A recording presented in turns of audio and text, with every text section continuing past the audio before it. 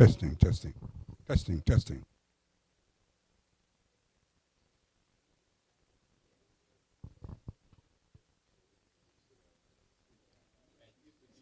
Hear ye, hear ye, hear ye.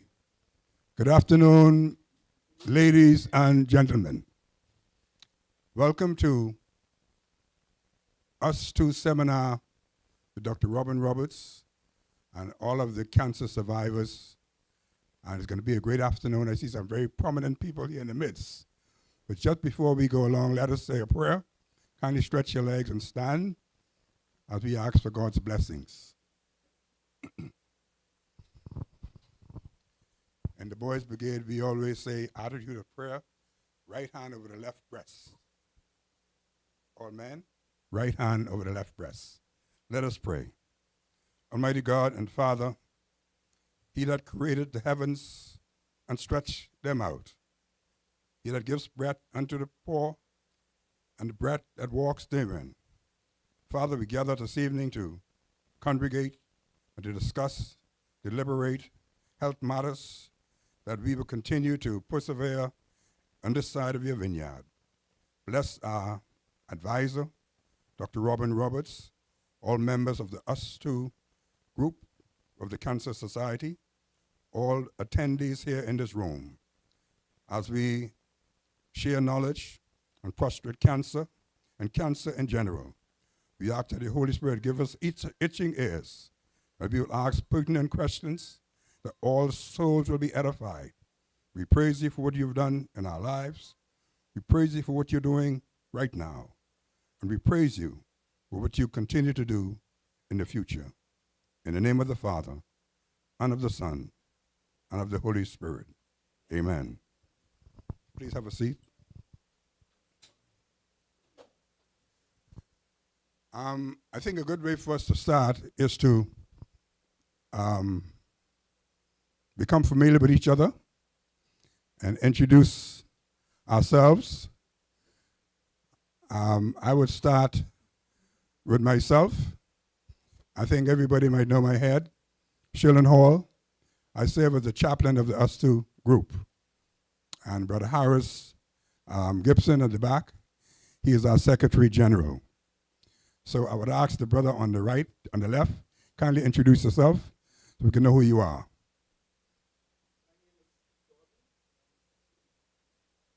Okay. The lady just behind him? Yes. Next row.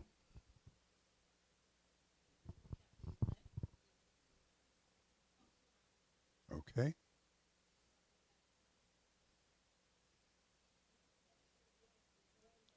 Okay. Yes, ma'am. Lady in the back. Oh, yes, I should recognize that face. And next. Milton Strawn, observer, interested. Okay. Good evening. Marilyn Yvette Strawn, wife. Wonderful. Jonathan. Mansa Roberts, just here to hear these fine gentlemen's experience. Wonderful. Good evening. Roger Franklin Simmons, a serving member of St. Agnes Parish. Garfield McPhee, trying to acquire some more knowledge, cancer survivor. Just behind, yes. Ivan Carroll, a member of St. George's Church. Okay. Calvin Lightborn, here as an observer. Okay. Just at the back. Riley Butler, physician. Okay.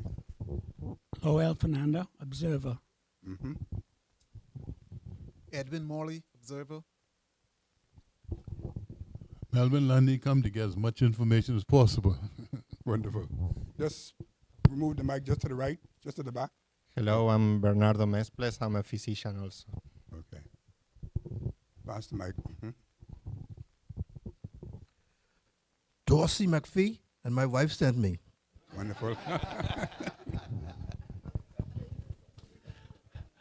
Neville Brennan, observer. So? Mm-hmm.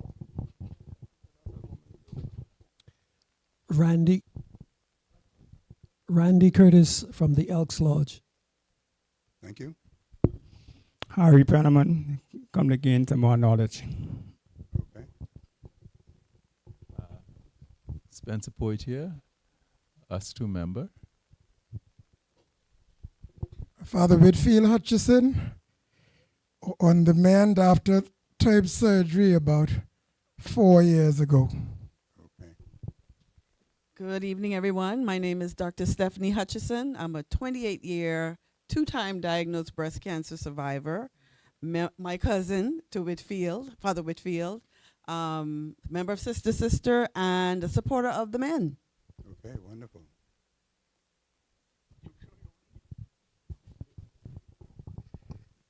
I'm the newest, just going through treatment even now.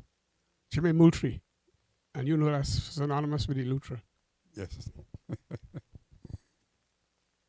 Valentine Morris, survivor. Vincent Vanderpool Wallace, same. James Palacios, same. Good. Thank you very much. The last gentleman just came in. Would you like to introduce yourself? Okay. Yes. So we all struggling. Yes. It is good to see a wife supporting her husband. That's good. And we want the wives to encourage their husbands to step up to the plate and get tested and properly screened. So at this time, I wish to call moderator, Dr. Roberts. Put your hands together and welcome him as he comes.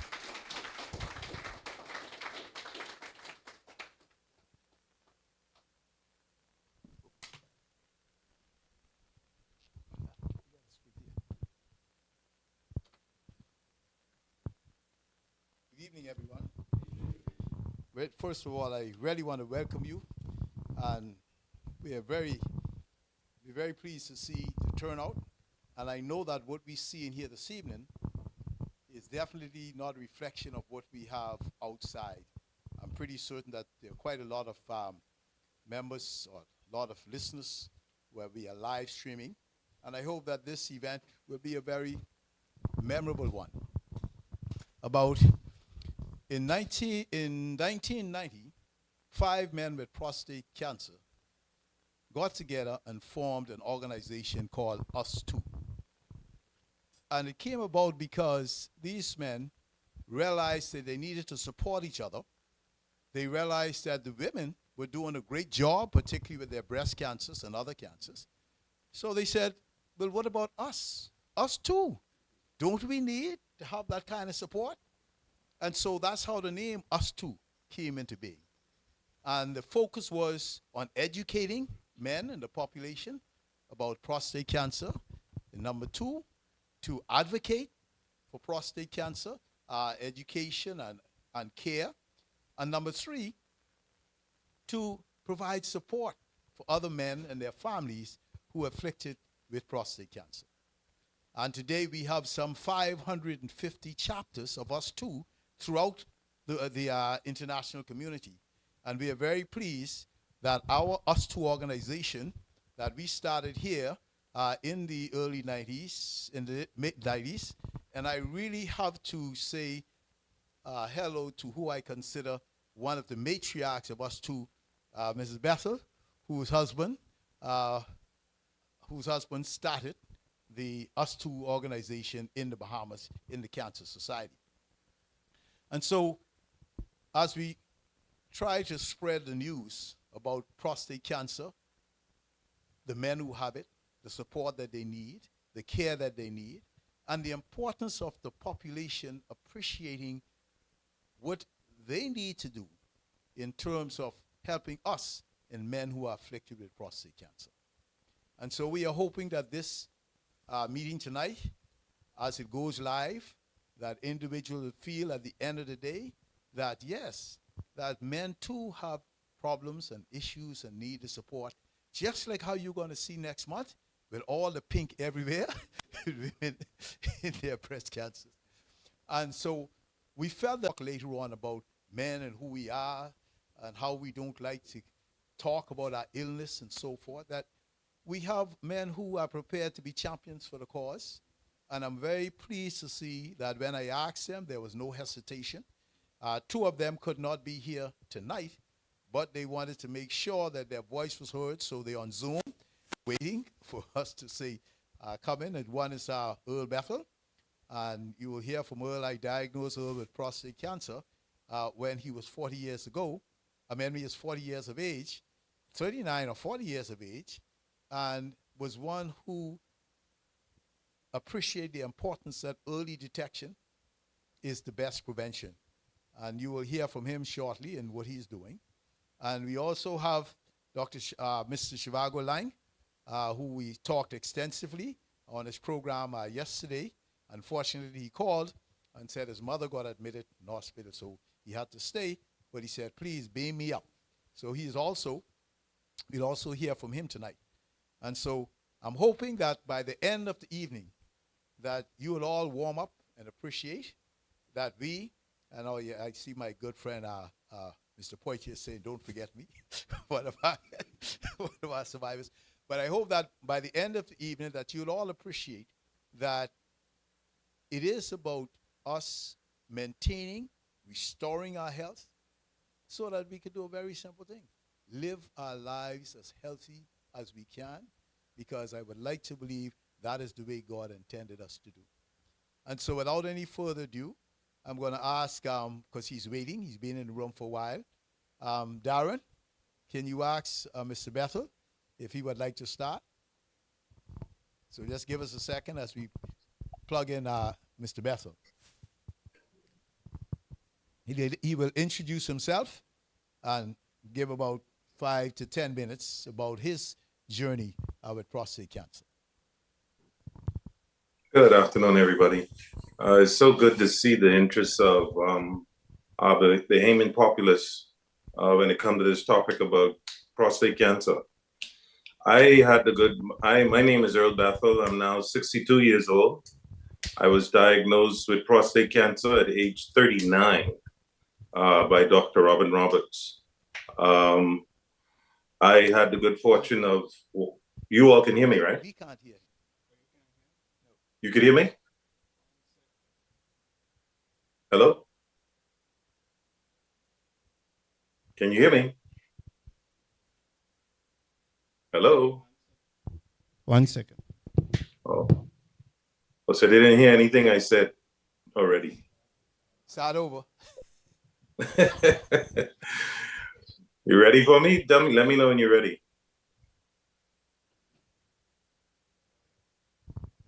Go ahead. Go ahead. Okay, you can hear me now?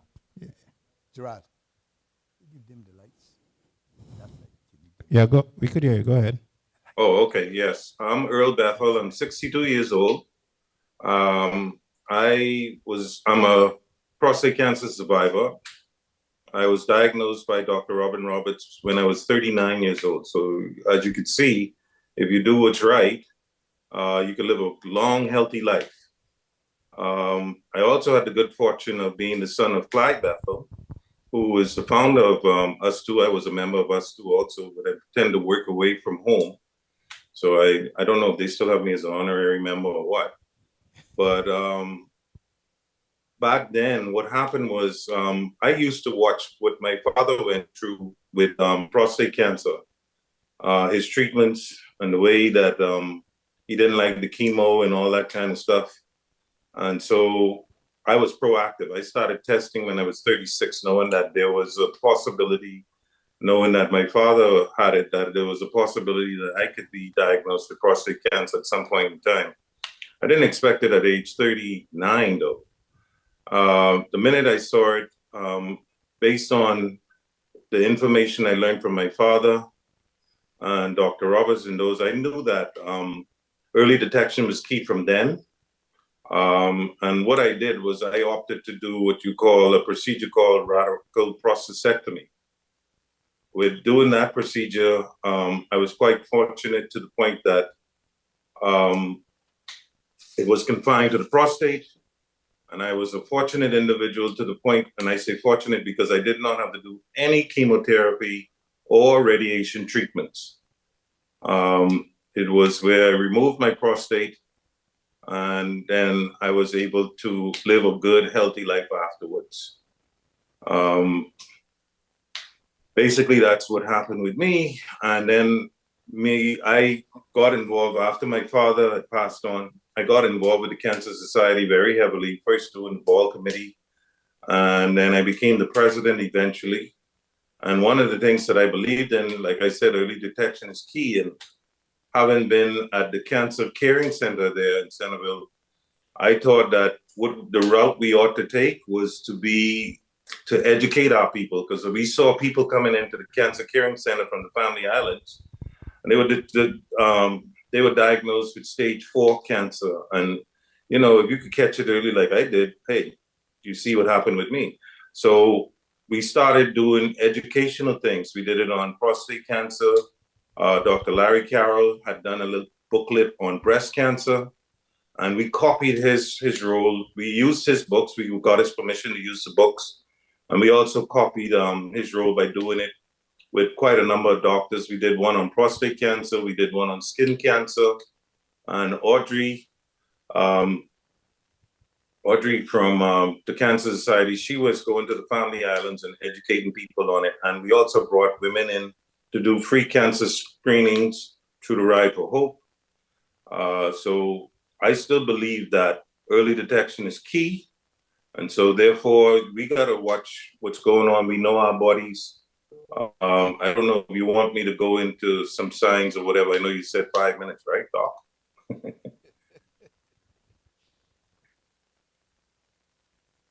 You there? Yeah, go ahead. Go ahead. Well, one of the things is you gotta know your body and what is abnormal. I had where I started to see blood in my urine. I also had where I'd go to use the restroom to urine, and there were times that I'd stand up there for the longest and there was no stream of urine coming out. And so there's some of the early signs when you're looking at prostate cancer. They were the things that, the buttons that made me want to test further. And then I know I did the different exams with Dr. Robin Roberts, and he confirmed what I was going through. But like I said, early detection is key, and I haven't missed a meal, and I'm great. I am now 62 years old, and I'm living a wonderful life. So you just got to take heed and watch what's going on, and don't be afraid. I know men are afraid to go and do testing. You got to do your tests, and on an annual basis.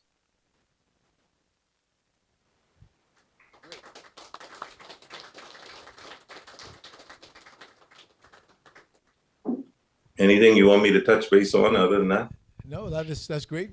I hope you stick around for some questions after we finish, if anyone wants to ask. No, I'll be here for the whole session. Oh, wonderful. Wonderful. So we'll just continue to move forward. Can we ask, what we wanted to do was cover individuals who not only had, surgery, but we also have individuals who had radiation. And so with that, I will ask the next person to come up, Mr. Val Mora, who had radiation for the treatment of his prostate malignancy. And he can take 5 minutes to give you a story. And that's a very difficult thing to get Val for 5 minutes, but we'll try.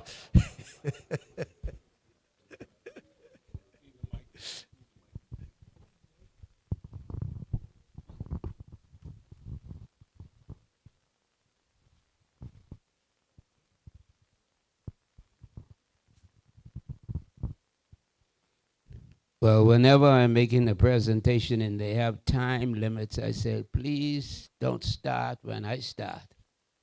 You give me like 10 minutes and then start. So after the 10 minutes, Doc, you can time me. Thank you. It's so good to see all of you, plenty familiar faces, people I haven't seen for a while. Especially those of here. One with the bald head, one with the wool brush, and the next one with the wool brush. 2 two reverends. Doc, what you trying to accomplish? Yeah. Oh. Anyway, I appreciate Reverend Palacios that recognize you. I was diagnosed in, I think it was 2015. And Doc and I decided that because my prostate cancer affliction wasn't aggressive and I was able to catch it in the early stages, it was amazing how we caught it. Because I was working with the US2 group, doing as much as they would let me do. And Doc, after 2 years of that, Doc said, "You've been pushing everybody and you've been promoting US2 and all of that. But it has been 2 years since you had your test or your screening." And I say, "What?" He said, "Yeah, it's been 2 years." So he said, "Well, at the clinic, get the PSA done, then I will do the digital rectal." I say, I didn't like the way he said that. He was ready to do the digital rectal exam. But we went ahead and went through the various, there's various stages. I'm sure others will mention the stages where you do the PSA, which we call the blood test, and then you do the DRE, which is, we call that the finger test, which men like to avoid. And then from there, if there are signs that you're positively affected, then Doc would normally recommend the biopsy.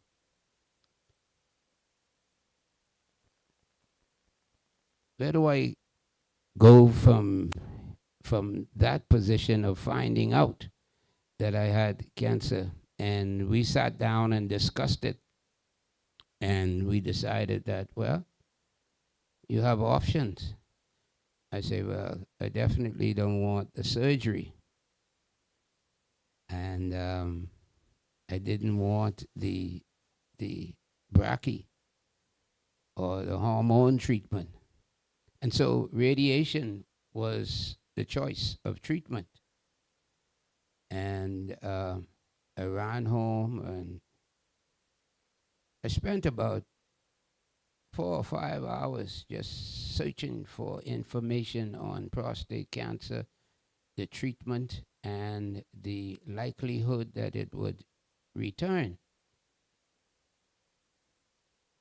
But I decided I'll go with the radiation. And for those of you who have not been through radiation, I'll try to be a little bit graphic because that's what I like to do, so that when you see a picture, you remember the incident or the information. And so, well, when I did the biopsy, when Doc did the biopsy, Lord, how much samples did you take, Doc? 10 or 12? Make it get up on the table and turn. Then I remember the way he said DRE, but I turned anyhow.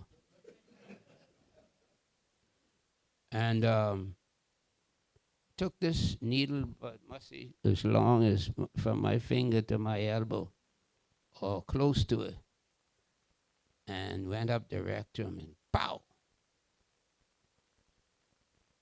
Now, all this time he's ripping skin, from the prostate.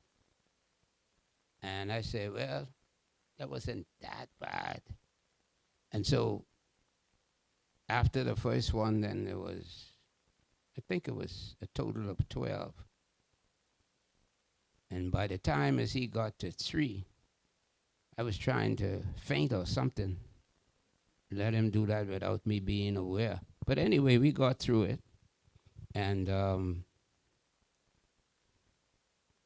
it was interesting that I would go through that. Anyway, we went through the examinations, and then he said, well, now the next step is the biopsy. Well, okay. I thought we did the biopsy already. So he said, yeah, okay, yeah.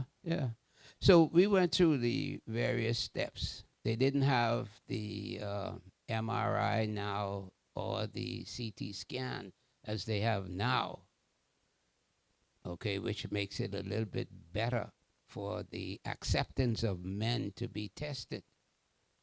And so when I got the radiation again, it was on the table. So you had to go to the clinic. I went to the heart. What's that name? No, not Heart Decker. That's for the children. What's wrong with you? The Heart Center. Yeah. I went to, that's Dr. Brown, eh? Yeah, I went there to receive the treatment. And the thing that bothered me was the amount of money that had to be expended. And when I joined us too, that was one of my pet peeves, but it didn't get anywhere. I guess everybody got money nowadays, so they didn't need any assistance or any need. The group didn't see any need to build up assistance. But you need to cover the various expenses affiliated with treatment. Now, you could get worried about all of that and say, well, but I can't afford that. But I was fortunate in that Dr. Brown said to me, he said, you've been working pretty hard with us too. He said, so you get a discount for your treatment. I say, oh, praise the Lord. Because I couldn't figure out how I was going to pay for it. But that started something, Rev. Not the bald head one, the other one. That started something. I started to, well, the Spirit, I believe, started to talk to me and said, you know, you've been a bad boy most of your life. And so immediately after that, I decided I would pray for changing my life, because I could hardly see a nice-looking young lady and didn't want to rap and win her over.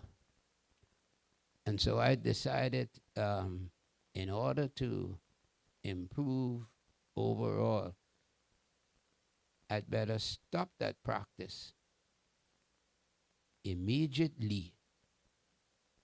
And so I prayed about it, so that even still nowadays, my treatment stopped at 2000. Anyway, I remember the 2017 as the time that I would actually see what's going on. Now, when you go for radiation, I'm jumping. When you go for radiation, they lay you on the table. Well, first of all, you have to have 3 cups of water. And you don't know why you have to have these 3 cups of water. But as you drink the water and you go and you lay on the table, and they make sure, the nurses make sure to emphatically take off your clothes. Okay, no problem. Take them off. And you lay on the table, and they identify where, from the biopsy, where the spots are for the prostate that Doc would have located by the biopsy. And so they put 3 different spots on each side with blue glue or blue ink, really. And the radiation comes from on high, not really on high, but it comes from a machine that's above you. And then again, they're hitting you with radiation. That ain't the easiest thing to do. And then I found out why they wanted you to have water. But I ain't gonna tell you all that. Thank you. I know you would keep me on course. Yeah. Okay. And so I went to the treatment center and I got the shots and everything. And I was walking home because I said, man, I could walk from home to the clinic and be okay. And soon as I reach Centerville Food Store, I had to break off running in the back of their building and stand up. All the water that I drank, it came out, and I didn't even have to push hard. It just came. And I was having that problem for quite a while. But like I said, one of the things we have to think about in getting treatment, if you're a little apprehensive about it, you have to get the treatment because it's going to save your life. And a lot of times we need to get tested before, very early, because stage 1 to 2, show some figures at you, stage 1 to 2, you're kind of protected, and that it's in the prostate still, and a lot of things could be done to heal you with it being in the prostate. But now when you get to the stage of where it starts to move and you identify it by that fancy title, metastasize, I mean it could move anywhere in the other organs. And so we have to be aware that you can't wait too long, although I've heard some stories about a guy whose doctor told him, 1?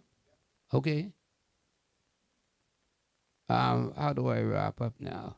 Well, I just like to say I prefer the radiation, even though I think it's something that all of these treatments you have to give due consideration, because whatever treatment you decide to use, there are some side effects, and I'm sure some of the other speakers will mention the side effects that you can have from any one of the treatment. I trust that I've said enough to elucidate the problems connected with prostate cancer. Thank you so much.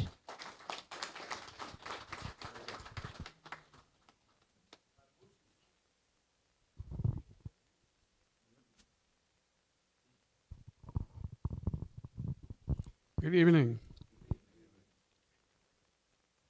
I am one of the very rare cases. My parents had 2 boys. My brother is 2 years older than I am, and he's been living in Florida for over 50, 60 years. But he was about in either late 40s or early 50s when he came down with prostate cancer. And he had the prostate taken out. There is a scientific word for it, prostatectomy. I got involved in this movement of cancer when I was priest at St. Margaret in Camp Road. That's about 25 or so years ago.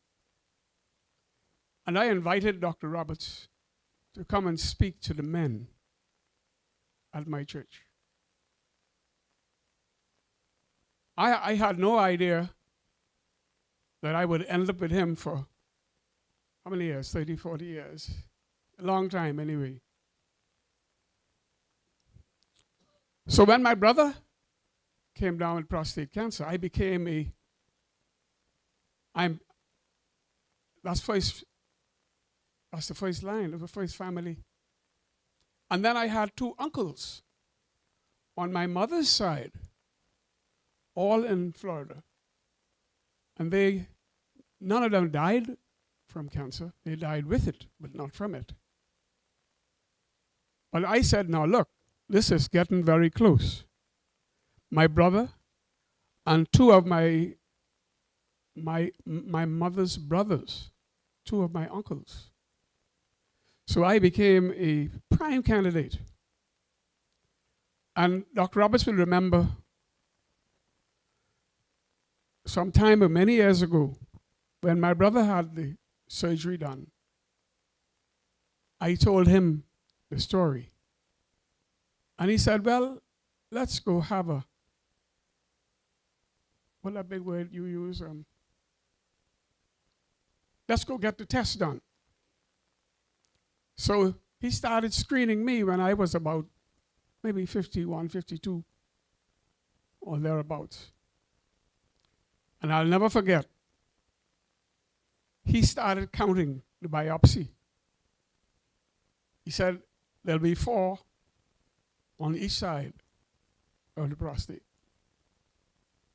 And when he hit me with number 2, well, see, I had no idea what I was getting into, because I heard all these grown men wailing in the back there. Dr. Roberts had a number of us that day. I said, Dr. Roberts, what's going on? He said, they're them weak fellas, man. That ain't you.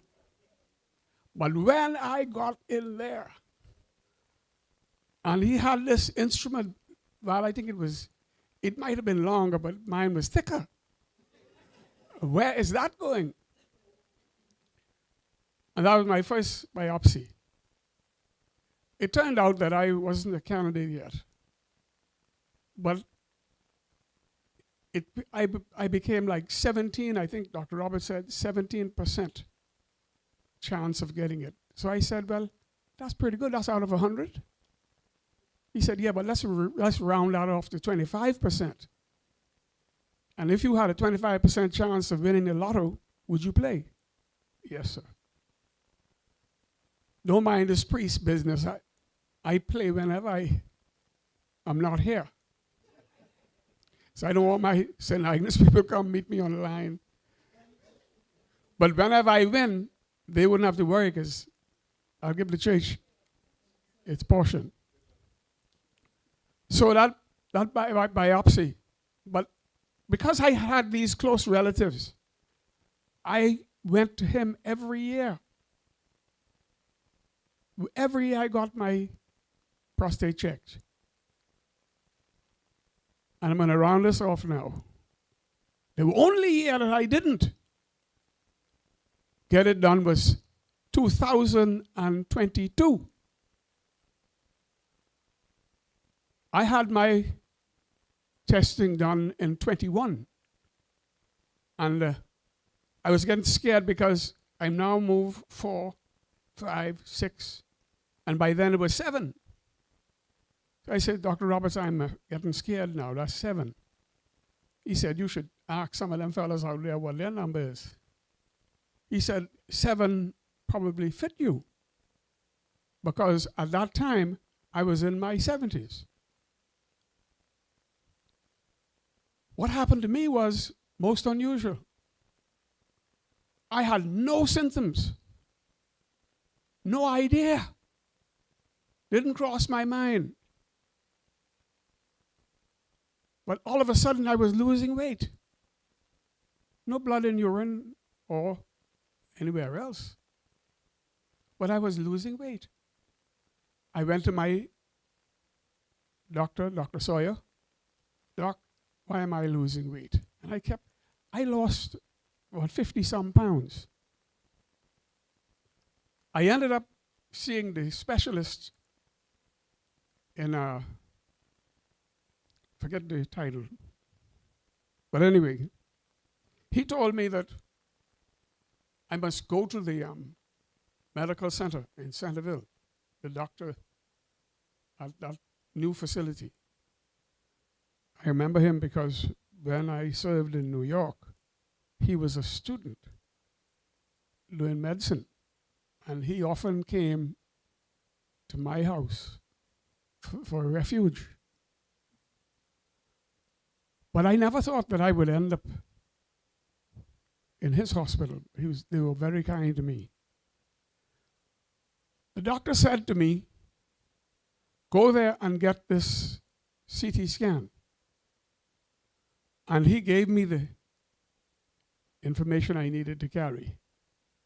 And I wanted it in color and as far down as you could get it.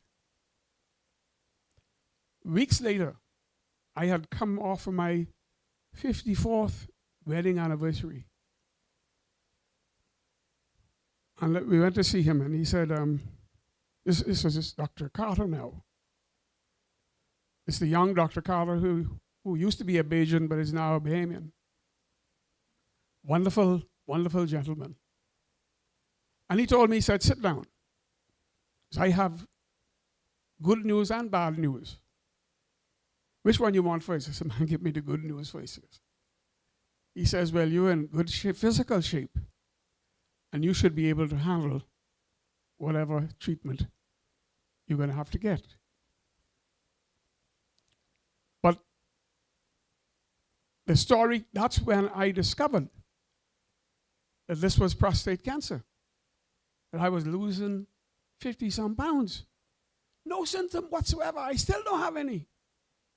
As I stand here, I still don't have any. Doc, how much more time I have? Okay. I left his office and came to Dr. Roberts' office. My prostate doctor, my doctor for years. And I was so used to him checking digital. It didn't bother me none, because I have to live. And that's a small price to pay. I don't know why some people worried about it. I wasn't worried about it.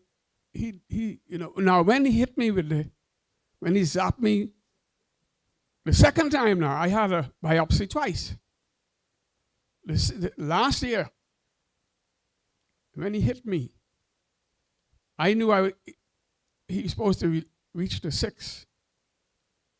And he started over stage 3. I said, no, sir. After 5 comes 6. And what you don't get then, well, he must have gone.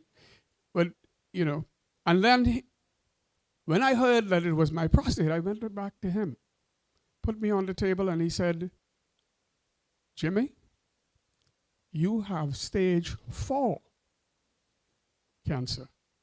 If I had known, because I was checking for years and years, because I had the family history of prostate cancer in the male line, checking for years, and so felt no symptoms, nothing.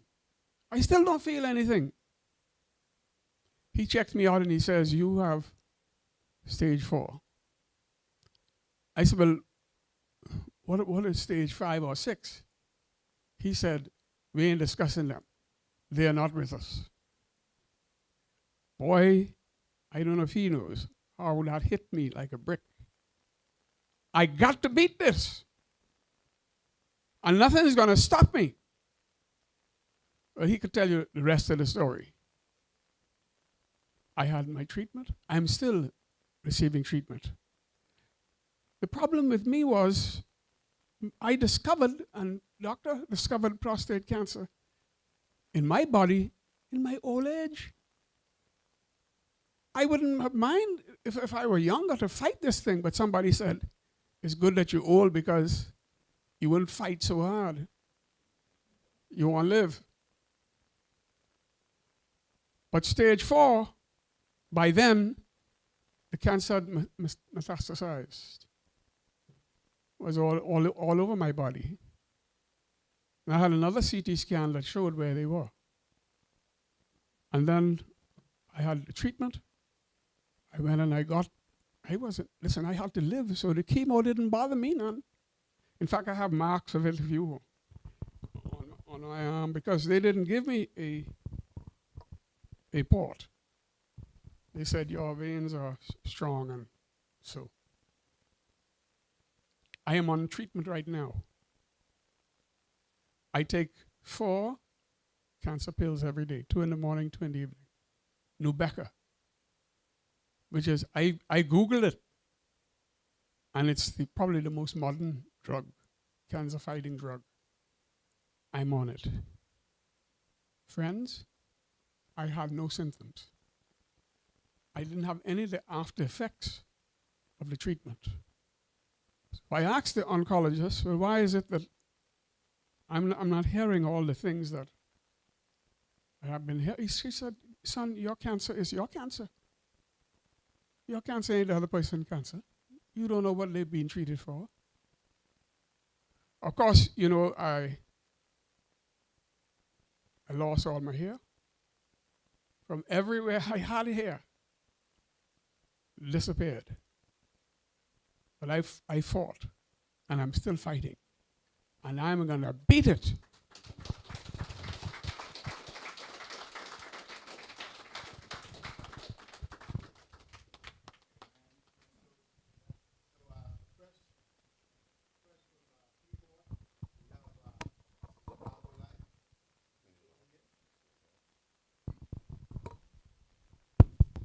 Yes. The only thing I wanted to say about Father Moultrie is that we have so many good advances in treatment in prostate cancer today that even in advanced stage 4 cancer, we have been able to beat the odds. So rather than, there was a time ago whereby if you live 3 months, it's very rare to live 2 years. Now we have the treatment where we're talking about 3 and 5 years and beyond. And so he's responded very well to treatment, and I expect him to be around with us for quite some years. So I'm looking forward to our next speaker coming from Grand Bahama, Mr. Shivago Lang. So hello, Mr. Lang. Welcome. Good evening all. Doc, to whom I owe so much because of his professional expertise and guidance. It's a pleasure to be here in this forum to lend some support to the effort to encourage our men to take care of ourselves and to watch out for this prevailing disease issue for men.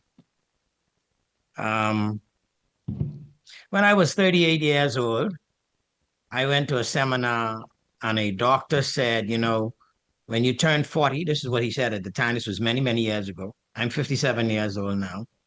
He said, when you turn 40 every year, you should go for an annual physical. And you should try to get a complete physical. And I began to do that when I turned 40. I was introduced to what is called an executive physical. And that executive physical would do a comprehensive blood work, a comprehensive look at your heart rate, chest, et cetera, et cetera. And among the things that it did was in the blood test was to test your PSA. And for years that I did it, my PSA was below 2. And then in 2018, when I went for my physical, the PSA had reached 4.1. And the doctor who saw me, this was at the Cleveland Clinic, said, you know, that's concerning. You ought to go and see a specialist about that. And she said, asked me if I had a urologist that I could consult. I said, I know of one, Dr. Robin Roberts in Nassau. She says, oh, we know of him. And so I determined, let me go and reach out to Dr. Roberts and see what was going on. So we talked through the issue. He said, you know, I don't concern myself only with the an increase in your PSA, but I concern myself with an increase in the rate at which your increase is happening. So take some let's take some time and continue to monitor and measure and see what was going on. And from 2018 to 2023, my PSA rose from 4 to 26. As it was rising, doc said, okay, let's do an MRI and let's see if the MRI picks up anything. And I did an MRI. It didn't conclude anything. But the PSA kept rising, and eventually he said, "Well, let's do another MRI," and we did so, and it detected something that was inconclusive. But when my PSA level rose to 26, he said, "I think it's time for us to do a biopsy." And I went and I did the biopsy. He did the biopsy. That was an experience. Let me tell you. It was an experience. And so I did the biopsy. He sent in the results. Took a bit to come back, but he got the results and he called and he said that, well, we've detected some cancer in your left lower portion of your prostate. And the results was that it was an intermediate aggressive cancer. So it wasn't the most aggressive, it wasn't the least aggressive. And it was early stage, which they would know by the extent to which the cells were deformed.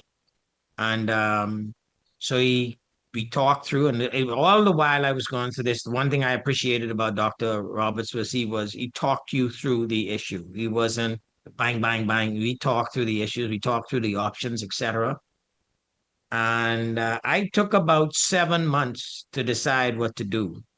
Of course, I'm at 50-something years old. You're thinking through all your issues, your prognosis, what implications there would be for any treatment. And one of the things that I clearly understood from all that I had read, all that I had heard, was that at the end of the day, you do radiation, you do prostatectomy, and really it's 6 of one and half a dozen of the other, what the results are going to be, even though both had favorable outcomes for your cure and management of this disease. After a series of second consultations with others, etc., I just decided, Doc was arranging some prostatectomies, and I called him and I said, Doc, I'm going to take the offer and I'm going to do the prostatectomy, which I did I got diagnosed in June of last year. I did the surgery in January of this year. And so I am in that post-operation monitoring phase.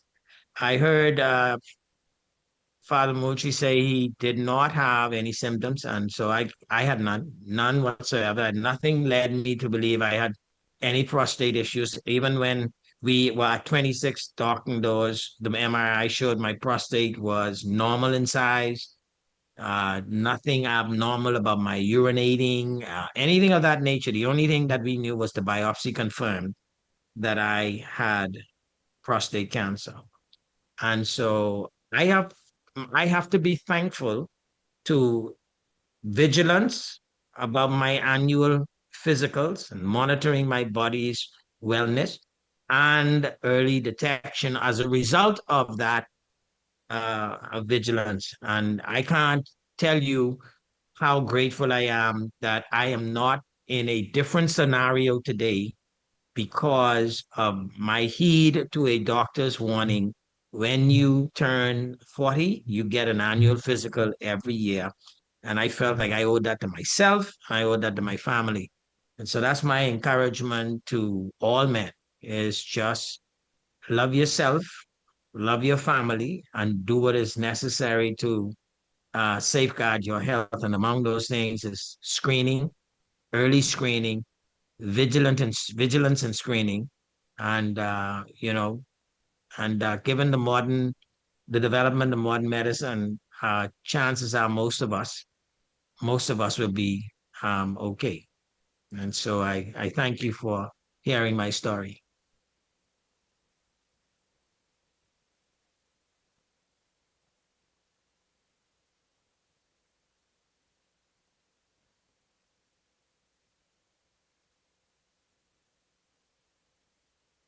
You're also muted, Doc.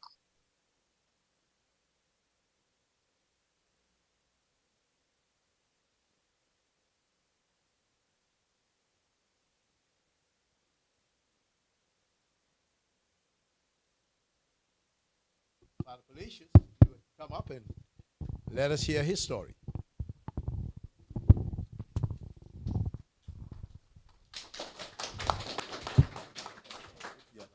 Thank you very much. You got cheer on an old man, you know. Hi, good to be here, and having gone through that surgery, I could say it's better to be seen than viewed. You'll catch that a little later. I think you see what I mean. Okay. Those of you who've been to funerals that I've preached at would know that as a precursor to my sermon, I would often say several things. Make up your will and get your regular checkup, especially for us men in particular. And I would often say some of us don't like the finger, but the truth is, it is what it is. Okay? It is what it is. And I don't know if you ever notice how long Dr. Roberts' index finger is. I think that's how they choose urologists. I met him at a party one time because we go way, but he said, Jimmy, okay, you need to come to see me. I said, yeah, man, we could get together. And he said, I want to check your prostate. I say, man, you don't have to be so enthusiastic. Okay, but I had 11 brothers. My daddy is married twice, etc. 3 died of prostate cancer. 3 either presently have or had it. 4 presently have or had it. Dr. Roberts has seen 3 of them in Freeport. And my dad died from it, not died with it. Another brother died with it. So there is the genetic predisposition. So I was very diligent in getting my prostate checked annually. And I can say in many ways that saved me from going through some of the agonizing processes that others have had to go through. I'm saying all that to say, let's get it done. Men, women, encourage your men, but you could take the horse to the water, can't make him drink. And so often men, or you hear people say, I want to know if I get it. One way or the other, you're going to know. And you owe it to yourself, you owe it to your family to look after yourself and to make sure that as you do that, there is nothing better than early detection. Now, like Dr. Robbins told Father Moultrie, your cancer is your cancer, and every body is unique. Every physical body is unique. So you could go from 2 to whatever number it is in record time, as opposed to somebody else who's doing it gradually. So even within a year, some things could happen, but at least we know. I did prostatectomy in Miami, 26th of February this year. I've had no further treatment. Hopefully there wouldn't be any. Dr. Roberts and I are always in contact. If there is, like Jimmy the Great said, I gonna beat this.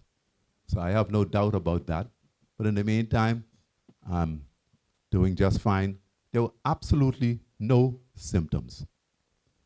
So I urge the males in my family, and many of them are heeding it. And even as we speak, one of my nephews is away receiving treatment even now. And the others, well, having had 11 brothers, you can have a good number of nieces and nephews. And several of them have issues, nothing yet, but at least they know and they're being treated, and we are taking it seriously. So I just thank God that I'm still here. And it does something to your ego when you find out that you had it, because cancer was what other people had, right? And you know, I often try to, not try, but I exercise, eat properly in many ways, no bunch of junk food. But like we said, when you have the predisposition, then obviously it can catch up with you. But early detection. And I just want to thank you for listening. Let's pray for and support one another. When in our churches, rather than I did it at St. Matthew several times when we were in Governor's Harbor. I had Dr. Evans come and he spoke to the community. Urge your pastor to let a urologist or a medic come. Not just to the men's group in the evening when you have a few fellas come, but on a Sunday morning. Right, Brother Milton? Let them come to Ebenezer Methodist Church. Talk to the congregation. When 15, 20, let that be the sermon. Okay? So those who have ears to hear, let them hear. Let's do that. No, the little group, come into the men's group or the women's group. Come talk to the 200-300 people you have there. This how we're going to beat it. And I often say, too, when it comes to my precursor to a sermon, I would say, get insurance. As a priest, we are blessed to have insurance coverage. And I've preached NHI, we need it. It's so sad that there's some people who are dying because they do not have money for treatment. That should not be the case. The poorer people are the ones more likely to die because they don't have the money even to get the diagnosis, to go to the doctor, to get and even with my insurance, the time you added it all up, it cost a good penny, a good bit. So let's support one another. Let's make sure we put pressure on the government to introduce measures whereby people don't have to die because they don't have the money. People talking about cookouts, and that's fine to help yourself. But really, and this successive government, I know I've spoken to Dr. Roberts about a process that he had to talk about NHI. So if there's any takeaway from this, along with all the other things, let's see if we could push pressure. I just saw Dr. Darwell a few days ago in Freeport. He said, man, we're working on it, and he told me what they're doing, but we need to keep putting that pressure on. So thank you for listening, and we look forward all to be seen rather than viewed. God bless you.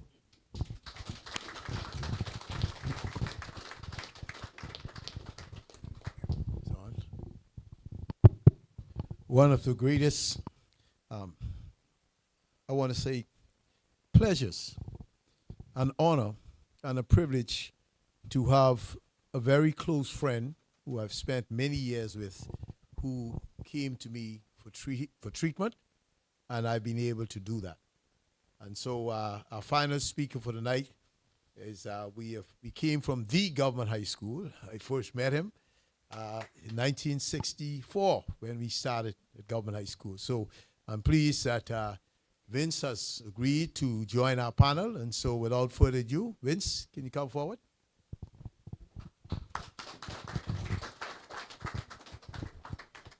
Thank you very much. Good evening, everyone.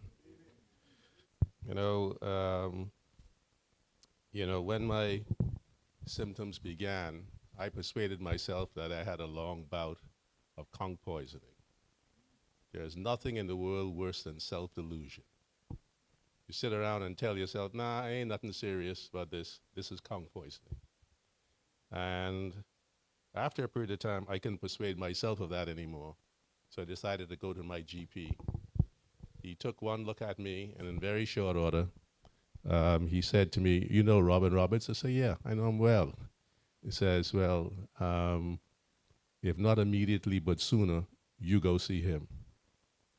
So I went to see Robin, and I won't go in some of the graphic details that I heard earlier tonight in terms of getting some of the biopsies done. But I went through the whole process of him really testing, determining exactly what was going on. And it got to the stage where, after a series of tests and consultations, that is what led me to be able to stand here today and talk to you. I was an idiot for not going for many of my regular checkups. I heard a lot of the men this evening say that they had regular checkups. I always had an excuse not to go and do it. I have another flight to catch. I have to go here. I have to go there. And I would just keep skipping them. And would never go and deal with these kinds of things because it wasn't that important. And I urge men that you got to be able to look at these and get your annual test as vigorously as you can. I was an idiot for not letting people know what's going on in my life. Many people see me as a public figure by reason of what I have done during my time in this country. I'm a very private person. So when I'm sick, I'm like a cat. I go hide. I don't tell anybody about it. In fact, for my being here at this seminar, I had to go and send out the graphic that Robin prepared to invite people to this, to send it to my family members ahead of time so I could tell them before they got it publicly. They still did not know what was going on with me. And so I have two sisters who politely called me up and in effect cussed me out and then tell me they're going to pray for me. Somehow, I'm not so sure how the Lord receives that kind of information. But in my personality, I have found to be in a lot of men that they just simply have this issue about prostate cancer. They don't want to talk about it. They pretend that it doesn't exist.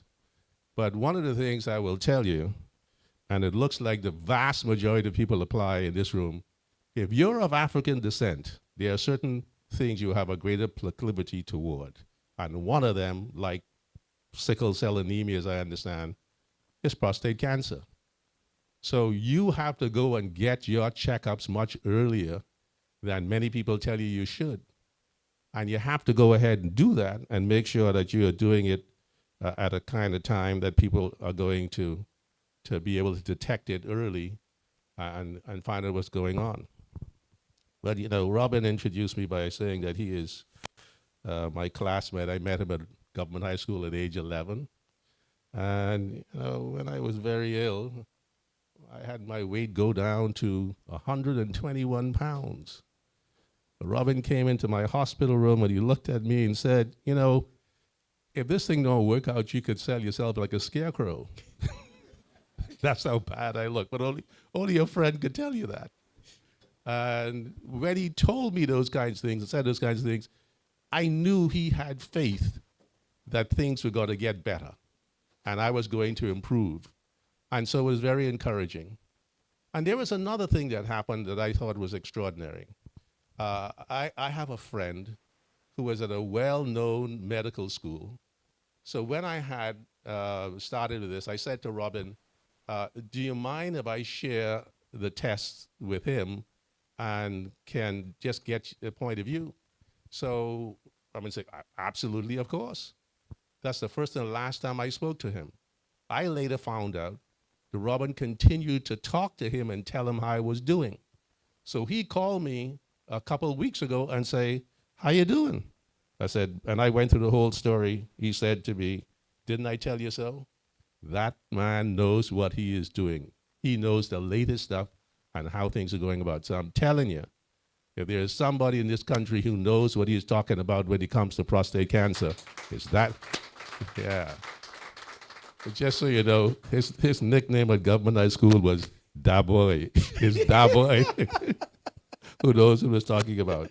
So I found that I was in very, very good hands. And that was a very comforting thing for me to know that somebody who was so well respected. I heard Father Palacios say that when he went to Cleveland Clinic, the people there said, oh yes, we know Robin Roberts. You go anywhere throughout this region, you hear people say, oh yes, you know Dr. Robin Roberts. And so the good news is, as far as I'm concerned, which I think is very important for everybody in the Bahamas to hear, that we have in this country the talent, the knowledge, the ability to live up to what the whole purpose of this seminar is all about. Say in 2024, no man in the Bahamas should die of prostate cancer. And I've come to be a true believer in that. So I've gone from 121 pounds to now he looks at me when I go to see him and say, boy, you too fat, lose some weight. So it's the best news that I can possibly have. Thanks very much.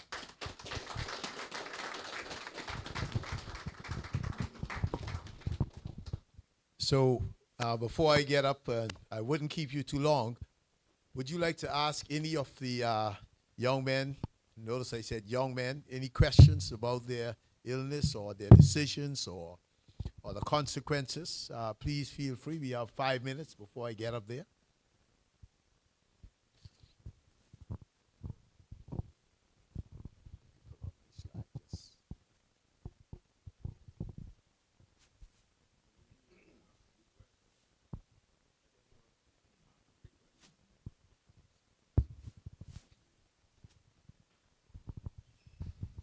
It's a younger man bringing the mic.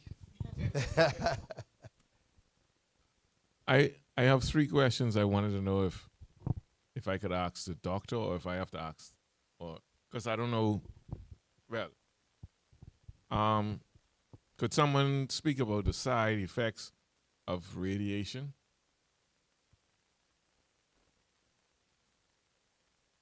And the side effects of, well,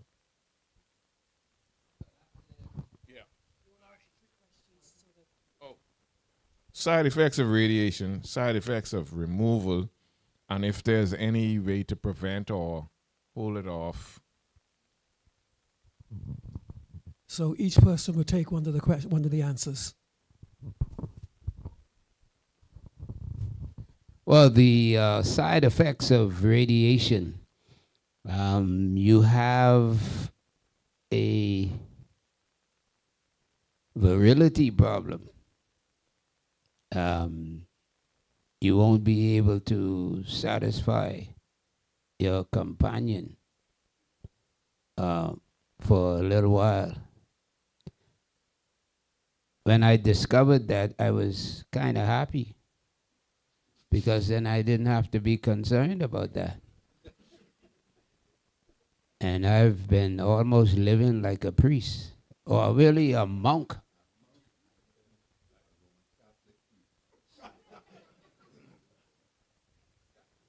James, you better take the next part.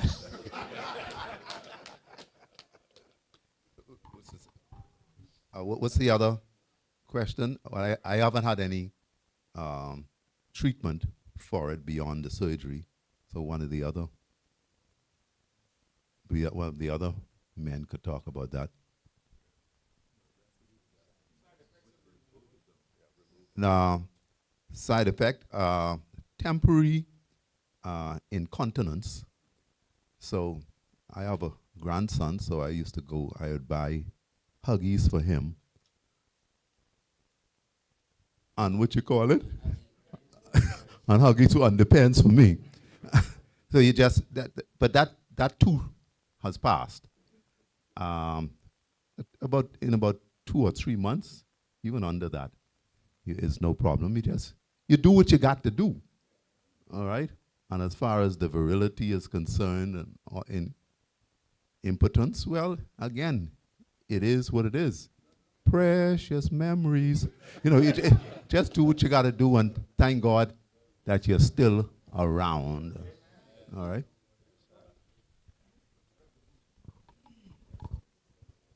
Again, I have to praise Dr. Roberts because when I went to him and told him that I had a slight problem, he recommended the colored medications that men like to buy so often, called I saw Alice or something like that. So,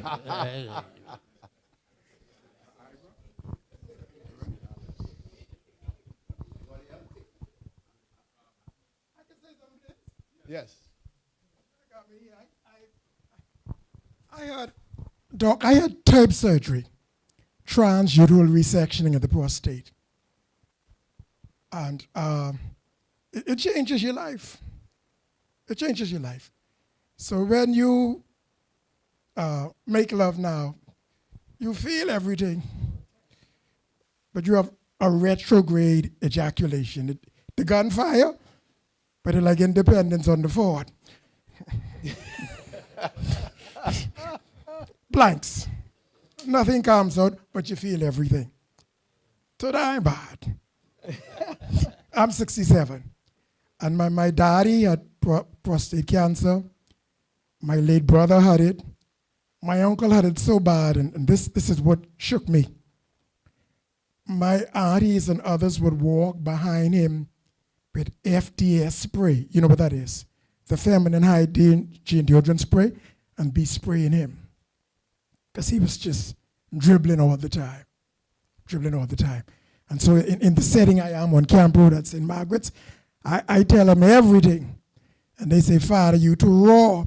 I said, but we letting people die because men don't talk. It was the first time I went, we had a bunch of men in the room, and nobody was talking to no one else, just looking ahead. And then when they called your name, they say, Whitfield Hutchison. Say, Father, come now. Then they say, oh, Father got it too.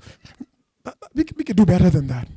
And so my beloved cousin, Dr. Stephanie, who's also a cancer survivor, she invited me tonight to come and to share. And I told the brothers from the church to come, but I ain't see nobody. They just figure if you don't know, you ain't get dead.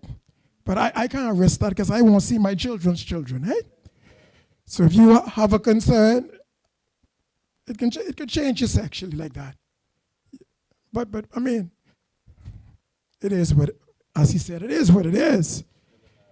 Still here. The gunfires.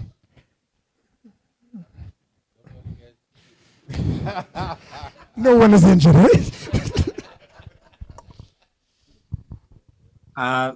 Doc, if I might. Yes, please. Yeah, That's Shabak. Who's that? Yes, sir. Oh, okay. Please. Yeah. Just to say whatever my side effects were, none of them were. Most of them were not a surprise to me because I was thoroughly briefed by Dr. Roberts, and that included the urinary incontinence, which has subsided for me, so it's not an issue for me. I mean, every now and again, if I am loaded with water and I drink a lot of water, I might experience some incontinence, but I'm living a fairly normal life in terms of urination. Sometimes God orchestrates life such that that which you like to do, you can't do because the circumstances don't permit. My wife is in North Carolina and I'm in the Bahamas, so the absence of the ability to be what I used to be is not as inconvenient and a reality for me as it used to be. But the only thing I could say about it is I am hopeful because Doc told me, you know, you're still a young man, so watch and see. And of course, there are things you could do to try to help, but that hasn't been a major issue for me because I try to focus on myself as a man beyond my appetites, and I find great fulfillment in that. No, one other thing that I wanted to mention. I had chemotherapy, and the first time I heard the phrase was here tonight. You know, your cancer is your cancer. I had zero side effects. I mean, they would give me all kind of medication and say this is for your side effects. None. Never had to take them. So that was quite fortunate. The other thing which everybody mentioned, and I quite foolishly never bothered to do it, is talking about family history. I was adopted. And so when, if you're adopted, go find out, if you know where your biological parents are, go find out their medical history. I found out about mine the hard way, that my father, my biological father, went through exactly what I went through at exactly the same age. And so if you find yourself in that situation, it's very important to go and find out that medical history. I wouldn't give up my experience with my adopted father for anything in the world. But one of the things that ain't gonna change is your biological makeup, and it's very important to go find that medical history. Yeah. I just want to say tonight, I heard a lot about checking in your youth. Prostate cancer came upon me in my 77th year. I was 77 when it hit me, even though I'd been checking every year. Dr. Roberts could confirm that. I was diligent because it was in my ancestry. But it never bothered me. And so I'm 79 now. I'm still receiving treatment. Strong. Don't worry about things that you don't have any control over. I know. Jimmy say pleasant memories. Don't fool yourself. So whatever age you are, my story is, check. Didn't hit me till I was 70. Dr. Roberts told me I was very rare in the world because the science says after a certain age, don't even have to check. But the first year that I didn't check, I was 70, 77 then. Boom, all of a sudden. And you're talking about numbers? My numbers, because it metastasized in my numbers were crazy. My first set of numbers I got when I had the CT scan done in Centerville was 530.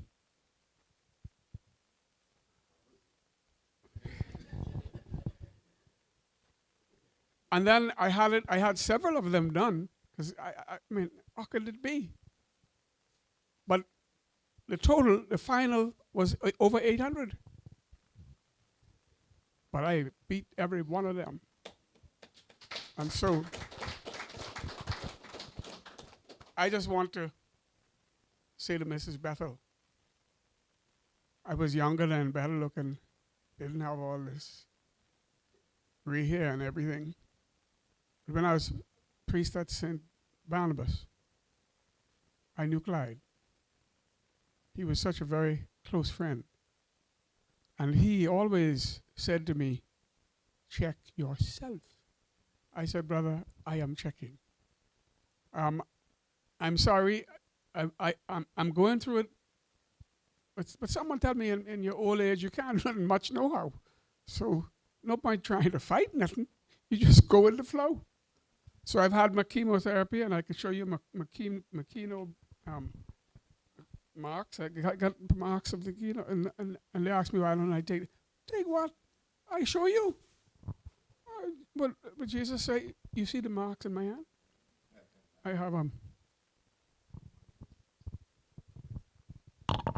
Doc, I just want to say one thing.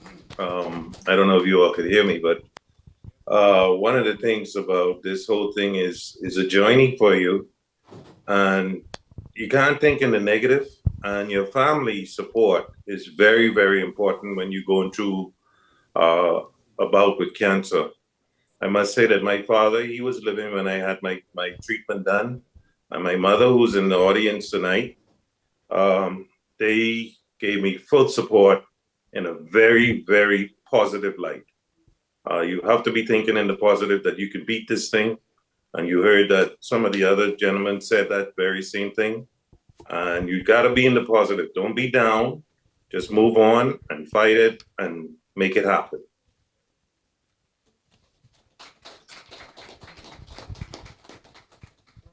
Okay, if we don't have any other questions, I'll wrap up the evening and I'll give a short lecture. I want to say that as Henry VIII said to his third wife, I will love you, but I won't keep you long. Yep. Final question, yes?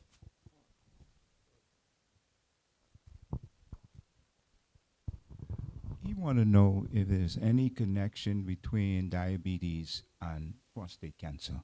He's deaf. That's a good question. If you ask for the documentation that there's evidence that if you're a diabetic, you're more likely to get prostate cancer, the answer is no. But being a diabetic means that you are predisposed to a lot of things. And diabetics are one of the predisposing factors for diabetes is obesity. You find most people when they get into their adult onset diabetes, it occurs usually in their 40s or 50s when they reach a certain age and they reach a certain size. And so in that way, indirectly, there's an association. And there's definitely an association with obesity and people with prostate cancer. And what do you want to know again? If it's aggressive, more aggressive, having diabetes, where if you have or was diagnosed for prostate cancer. I want to say that when you have diabetes that is uncontrolled, everything is worse. Yeah.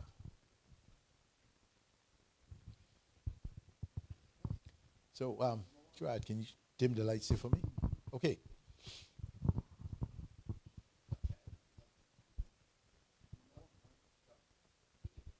Oh.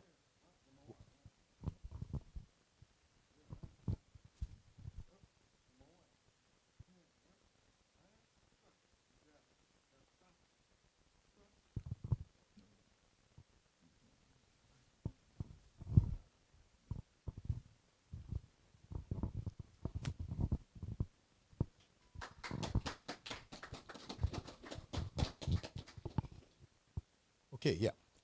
I want to show this slide, and I really want to dedicate this to Sir Lyndon, who I had the honor and privilege of looking after.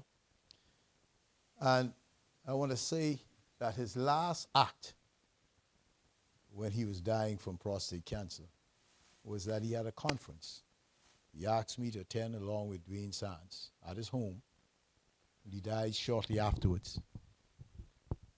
But he made a plea to the men, please go and get checked up early and every year.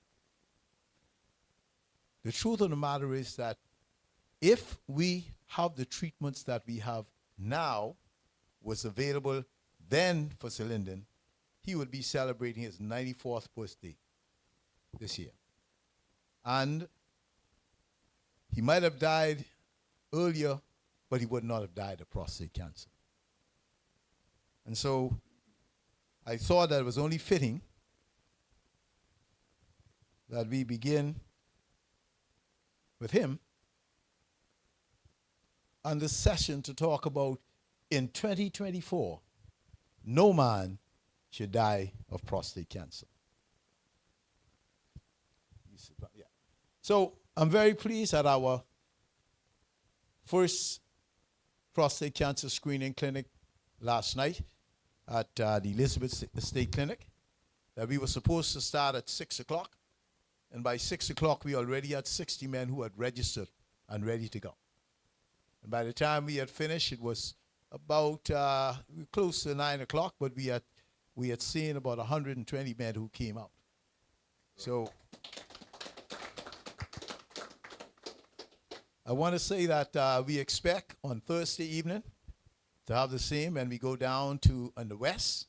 So we go in the east and then in the west. So we do that on Thursday. Tomorrow we'll be at Fleming Street, and then the following week, Flamingo Gardens, and then the following week we will go down south at South Beach Clinic, and then come up north on a Tuesday at Fleming Street. So I think the message is getting out. I think that there are quite a lot of individuals who are joining on the bandwagon. This is a September to remember. I've never seen so much support and so many organizations that have come out. We've got the church here, and I've spoken to quite a number of I've spoke to a lot of churches, and they are definitely trying to inform their men to come out and get checked up early. We got the Masonic Lodge, and in fact, they have committed that the last screening clinic we have on on Thursday next week, that they are coming out in full force. I want to give kudos to Dr. Hutchison, who is starting her campaign about Men in Blue and she's advocating for cancer in general, in terms of men to be aware, but particularly in terms of prostate cancer. I want to look at our supporters. I don't call them sponsors. I want to say they support the organization, they support the mission that we are on. And I look and I see that in addition, I want to thank the government. They give us the clinics at no charge, and we have full access to whatever we need when we are there. I really want to thank Oak Tree. They have come forward last year. They have donated all of our PSAs at no cost to the organizations. So therefore, our men, when we come to a clinic, we don't charge a nickel. In fact, in our first batch that we had last night, we took them there, and they called me today to say the PSAs are ready. Okay? And of course, I want to thank Kalina for this room, and they really were they were really grateful in terms of saying, geez, I didn't know you folks were doing this. And make sure count us in the next time. We have the Bahamas Medical and Surgical Supplies Limited and Ports International, who provided all of our supplies that we needed, our gloves and lubrication and cotton swabs and Band-Aids and everything and so forth. Again, and then we have Doctors Hospital, and for those men who need an MRI, there's been a major reduction, as well in Oak Tree, a major reduction in the cost, almost a 40% to 50% decrease in the cost of doing an MRI for the prostate. And then I'm very pleased to see that the Island Luck Cares Foundation has also come forward, and they are looking at having screening this month. So they have a place where you can go and get your screening at no cost. And they've contacted me and said, could you please assist us with regards to following up any of the men who are positive for whose prostate is elevated. And of course, we have our Cancer Society, who has continued their campaign. So this month, we are going to quite a number of the family islands and getting their prostates, their PSAs done. And then, obviously, that's why we are here in terms of us two and going forward and spreading the message. So we all are joining the bandwagon, and this is good, that we are beginning to appreciate that just the same way that women can support themselves, they can support each other, they are emotional, but then at the same time, they are brave enough, they have the courage to come forward to encourage their female counterparts, that we, the men, are stepping up to the plate to say, us too, we have a message to give as well. We want to be a part of this moment as well. And why? Because of the challenges that we have. We've got a major challenge when it comes to prostate cancer. It is one thing to be our most common condition in men that have cancer in the country, but it's another thing to recognize that it is the most common cause of men dying. Every week in this country, if you look at the data that we project for the number of new cases that we have every year, we call the incidence, that every week, at least 2 men are being diagnosed with prostate cancer. And every week, in a man with existing prostate cancer, one of them dies from prostate cancer. And I think we all know individuals, we all have family members who have died from prostate cancer. And so cancer in particular, how it hits you. You know, I had a brother who came to me for an elevated PSA, and I tested him, he didn't have it, but he died of another cancer. I have one of my other biological brothers, we used to sleep in the same bed when we growing up, came into my office one day, said, "I had a little blood in the urine." He had a PSA of 3,000. So that's how close it is. Okay, and the key thing here, he said, "Doc, I'm feeling fine. I only came to you because I saw this little blood in my urine. Otherwise, I've been doing fine. I've been working. I'm going out, doing all the thing that I want to do." So the first challenge is for men to recognize that this condition, in the beginning, it has no symptoms. It is your responsibility. That's what the wellness is all about. It is your responsibility to take the initiative to look after yourself. And if you have someone in your family, you got a wife or other members in your family who will assist you, that is great. It's called, I can tell you today, as I said the other day, today is Wednesday, but I can tell you for Monday night football and the football on Saturday and Sunday and Thursday, they can tell you exactly what the scores are on every football team. But ask them what is the score for their prostate when they had their last PSA. They don't know. So that's the myth that we have to have. Now, why do we have no symptoms? Just quickly, make sure we're on the same page. That if we were to look at this prostate cancer, if we were to look at this diagram, imagine we cut a man in half, and so you can see the inside with his bladder, and he's peeing out through the penis, and his testicle making the eggs, and right there is that prostate gland, okay? And you can see that the only way to feel this prostate gland is this. You'll see later, you can't feel it from the front. You have to put your finger through the back passage in order to feel the prostate gland. And when a cancer starts, it starts off very small. And I'm looking at something that's the size of the tip of a pen. And so what does that mean? That means that when this starts, in order for the doctor to feel it, the only way he can feel it is to put a finger through. In the first stage, he doesn't feel anything. He can't feel it. And you can't feel it. It doesn't pain.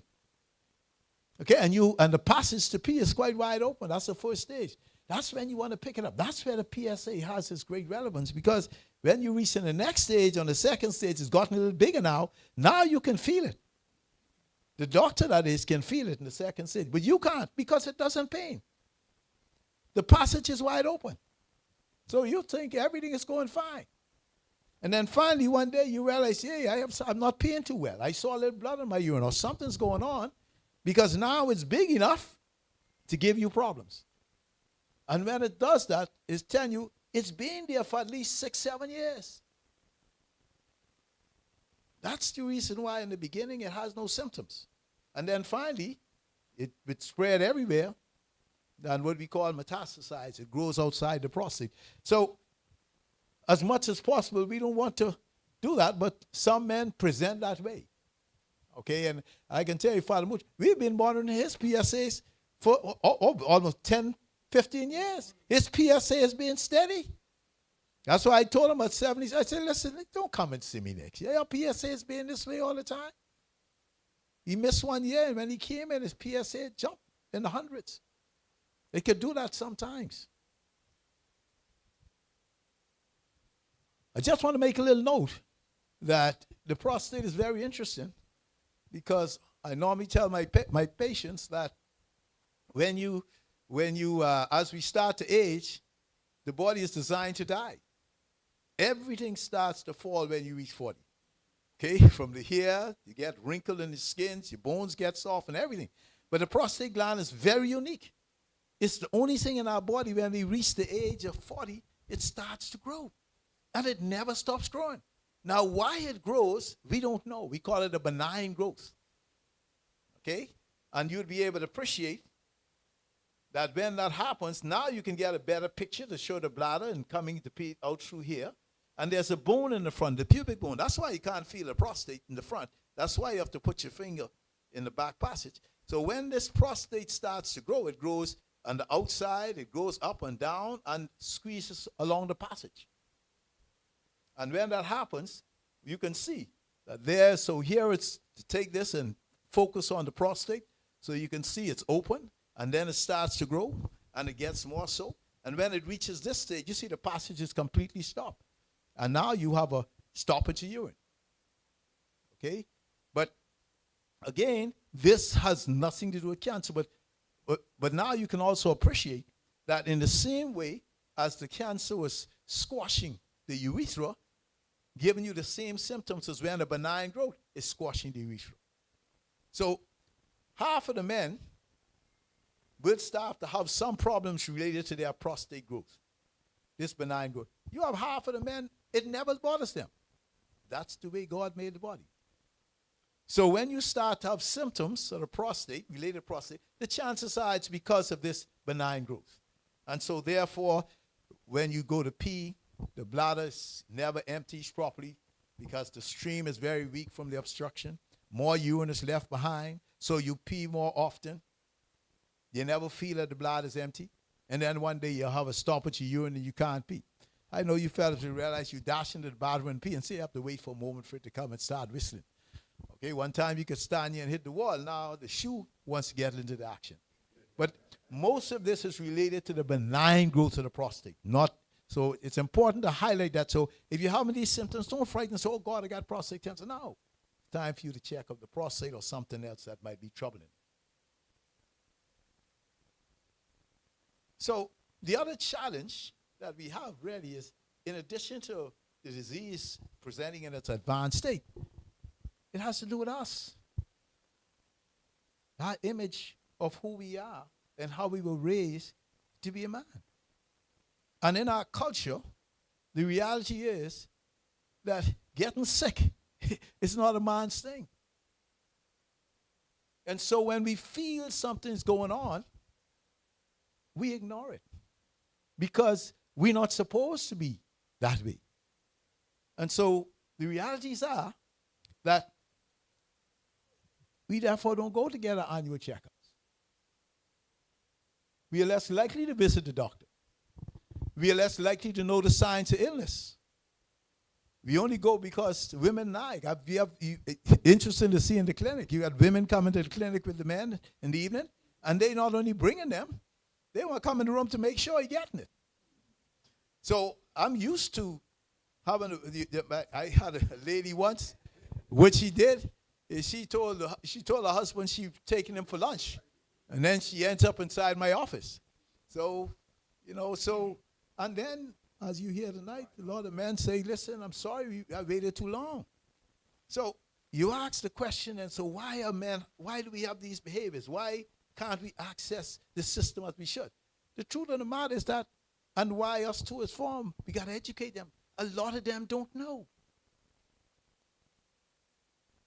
And then for those who do know, right, they don't want to know. They're in denial. Okay? They were raised not to know. So we've got a lot to change in our behavior and our attitudes towards our health. And we hear about it tonight. And we must realize we are not alone. We are not alone. The other challenge we have, and we talk about this on the radio all the time, okay? The finger versus the PSA. Big argument and agreement. First fact, the PSA today is 10 times more sensitive than the finger. It's a fact. Okay? But you have to come from a school to realize, first and foremost, that the two combined together in certain conditions make a difference. Yes, some say it's very uncomfortable. Last night, guy come out of the room screaming, say, you violated me. In 3 seconds, I turned him into a homosexual. It's unbelievable. I didn't know I had these magical powers. You know, and I count, I say, listen, count 1, 2, 3, it's finished. I just gets, it's so stigmatized. And so we say, listen, maybe if we get rid of that, then maybe that's the thing too. Let's not do it. Then they're more likely to come get the blood test. But the truth of the matter is, number one, this is a part of your annual physical. I asked a man, he had a lot of bad hemorrhoids when I examined him. Another man who had a rash. And I said, do you know this problem exists? No. Yeah. I said, well, how many men ever get a chance to see their back passage? You don't. So the first thing I do is I observe to see if there's anything abnormal. The second thing, you're not just only feeling for the prostate. You're feeling for diseases of the anus. You're feeling for cancer in the rectum. So there are every office, I feel, when you go for your annual physical examination, every entry into the body needs to be evaluated. That's a part of it. But the real thing and the argument that goes through that I want to make this point is that the reason why they say we don't need the PSA anymore, because they came from a different population. In the population in which men heeded the word of getting early diagnosis and doing their PSAs, you will find that, as you will see later, that 10 years down the line, what has happened is rather than 80% of the men presenting with advanced disease, it's switched around. Because they get an early checkup, 80% of them now present or more with early disease. And so because you now have this population, yes, you can go out and say, we don't need a PSA. Men are coming early. And you will see there's a potential for us to do that. But then, we in a country where we have a lot of men out there who come with prostate cancer and advanced disease, as you will see the data. And so in that circumstances, it goes back to the true saying that you need both the PSA and the digital exam, because up to 15% of men in this population will have a normal PSA and a shoddy malignant feeling prostate. You need both of them to give you the best yield.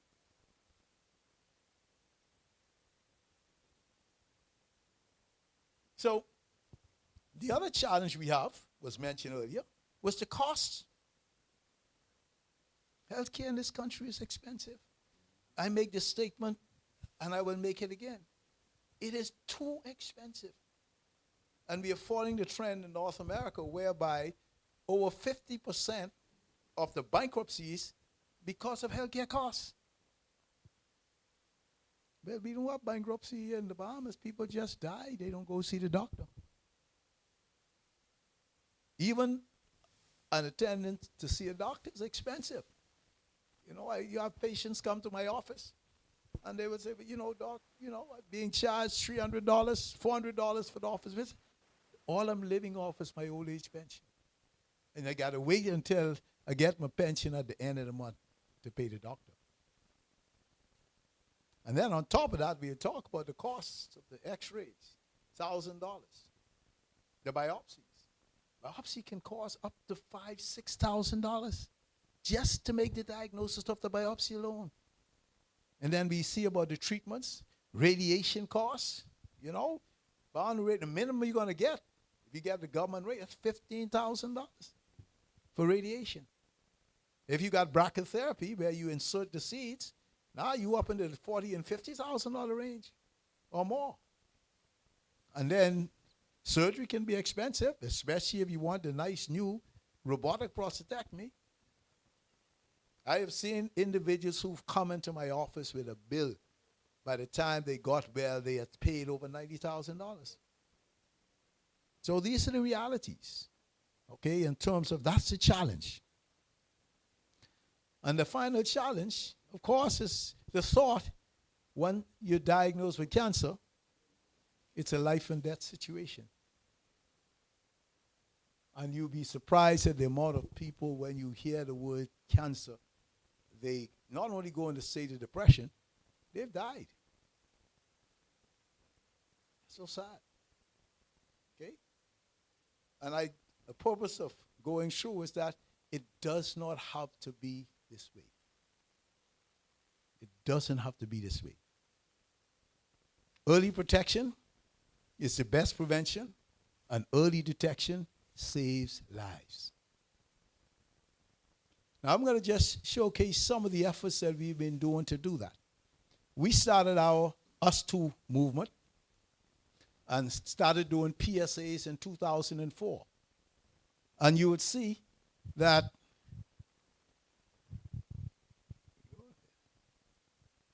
show up on my thing, Darren. It froze for a minute. Computer froze on me, Darren.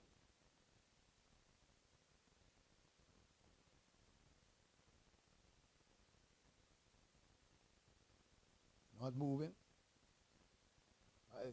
This is the real reason I'm here now. That was. Darren, is anything? My computer is frozen on me. It's not showing. Try again. Oh, you fixing it for me? What I wanted to show you in the next slide is how sporadic it has been over the last 15, 16 years in trying to get a prostate cancer screening clinic in Nassau. We have had, over this 15 years or so, we've had some over 2,400 men who have attended over 8,000 visits in terms of screening. The next slide is going to show you that there are so many of those men. How many of them actually came back for a repeat visit? And so it's last night. What you find is that quite a number of them never came back after the first visit. There is something in the mind. They say, oh, I went to the doctor and my PSA was fine, and so I don't need to go back. As if it's just you only need one time to go check your prostate, and if everything's fine, I don't need to do anything anymore. So you can see, as Father Mutri put forward, that they have been trying, but at the end of the day, you just need to continue checking the prostate. And even in the case where when you reach over the age of 70, as we see that, you still need to continue checking. You don't necessarily have to have a PSA, but you need to continuously be checking. The doctor should be doing a prostate examination. That's when the prostate exam really becomes truly important. When you balance in that, okay, you know, I don't need to do that blood test, so expensive, but my symptoms on the prostate can make it better. You know, I don't know what the limit is, but I remember one of our famous national heroes came to me in his 80s, and his PSA was elevated. I said, listen, don't worry about that. I said, that's never going to bother you. He says, Doc, I want you to take the X-ray. X-ray came back, said, no, don't worry about that. You don't need to do it. I said, no. It looked like there's something there, biopsy. And I biopsied. Came back, paused. I said, listen, you don't need to treat this now. Why don't you just watch and see? He said, no. I want to treat that right now. He said, Doc, if I can live to be 150, I love this life. If I can live to be 150 and I could get rid of something now, and I can live to 150, he said, I want to do it. He was 83. He lived to be over 100. He didn't die because of prostate cancer. He remained in total remission after treatment. So it's the quality of life that you want to have that makes the difference in the decision. Great, thank you. So what I was just showing you, that it's being sporadic in terms of coming to the clinic. And you would see that when we try to compare of those visits we had, the blue would be those who come for the first visits, how many of them came for repeat visits. And you will see that less than a quarter of them, by and large, came for their follow-ups in the clinics. So, one time, and that's fine. But there's some light in Grand Bahama. When they started their screening in Grand Bahama, you can see that they had a proportional increase.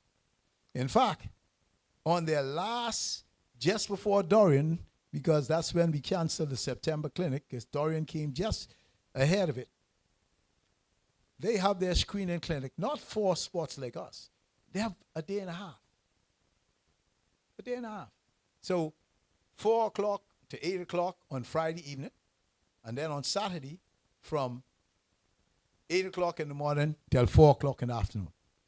And in 2018, going along, they had some 801 men who came in that day and a half to get their prostates done. In fact, this is one of my most favorite slides because this is 6:30 in the morning. The men are lined up waiting to get in to do their PSA. So don't tell me that the digital rectal exam and not taking it is culture. No. It has to do with being educated and being informed. They don't have a fear for the finger. And if you were to look at the population in Grand Bahama, and if you were to look at the population of men and men over the age of 40, to have a day and a half, to have 800 men come, you're actually talking about almost 10% of the population in one screening. So our community clinics, we can carry a message, we can educate, we can advocate, we can make a difference. Now, this is the one, more than anything, that pleases my heart because I had a little something to do with terms of national health insurance when it was first started in April 2017. And of course, you know that the first phase of national health insurance was to have primary care. We had a mandate that everyone in this country would have at least a primary care physician or a GP, and they would go and have a visit every year for checkup, at least one visit every year for checkup. And in that visit, they are supposed to have, the men are over the age 40, they are supposed to have a PSA done as well. Well, we really started this thing off with a bang. And 4 years later, by 2022, 23, we have enrolled half of the population in NHI. And the other thing that we did, right, we said, okay, we want to make sure that everyone enrolled is in one electronic health record. So at any point in time, we can see what's happening, where the issues are, and where interventions need to be made. And of course, what we'd expect, when we look, we'll find that, two-thirds of the people enrolled are females. We expect that. Okay, so the women avail themselves of this. And so I said, let us see how well we are doing with this PSA screening in the NHI group. Let us look and see how many men over the age of 40, if they are getting a PSA, what is the PSA, and does that have some meaning or at least projects to where we could be going or we should be going? And so one of the things, we have a number of clinics to which men can go that they have agreed, negotiated a price, so we get a real good price on getting our blood tests, and in terms of getting a good price for the PSA for when men go and they see the doctor. So I said, let me go to these labs and let me find out, I don't want to know the names, can you share with me all your PSAs that you have done on behalf of the National Health Insurance as a routine examination on the men? And so I can see if there is, what can I project? And so we also have at that time about 7 labs that are doing the NHI, but 2 of them do like 90% of the PSAs. And so I went to one of them. I said, I think if I got a good sample, maybe if I just do one, I have a pretty good idea what's going on. So I went to one lab, it was the biggest lab, and I said, can you tell me all the PSA samples that were done in 2022? I want to see them. Well, they said, not a problem, Robin. Hit the button, out comes the recording. Over 6,000 samples, 6,000 men who had PSAs in the year 2022 in this particular lab.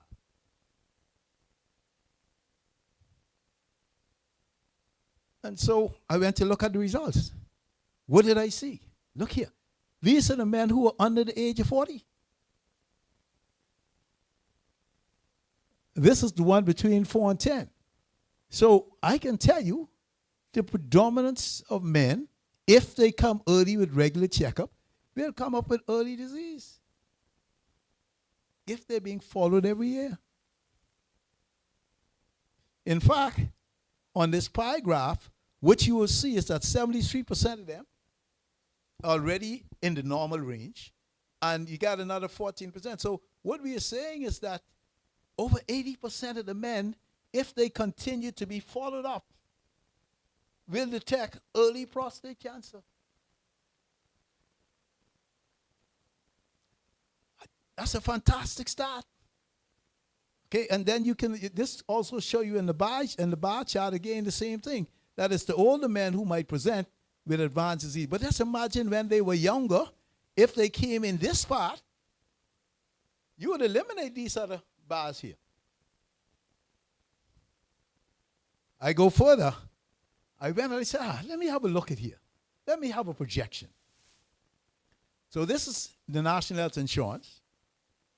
We have some 160,000 people who enrolled in 2022.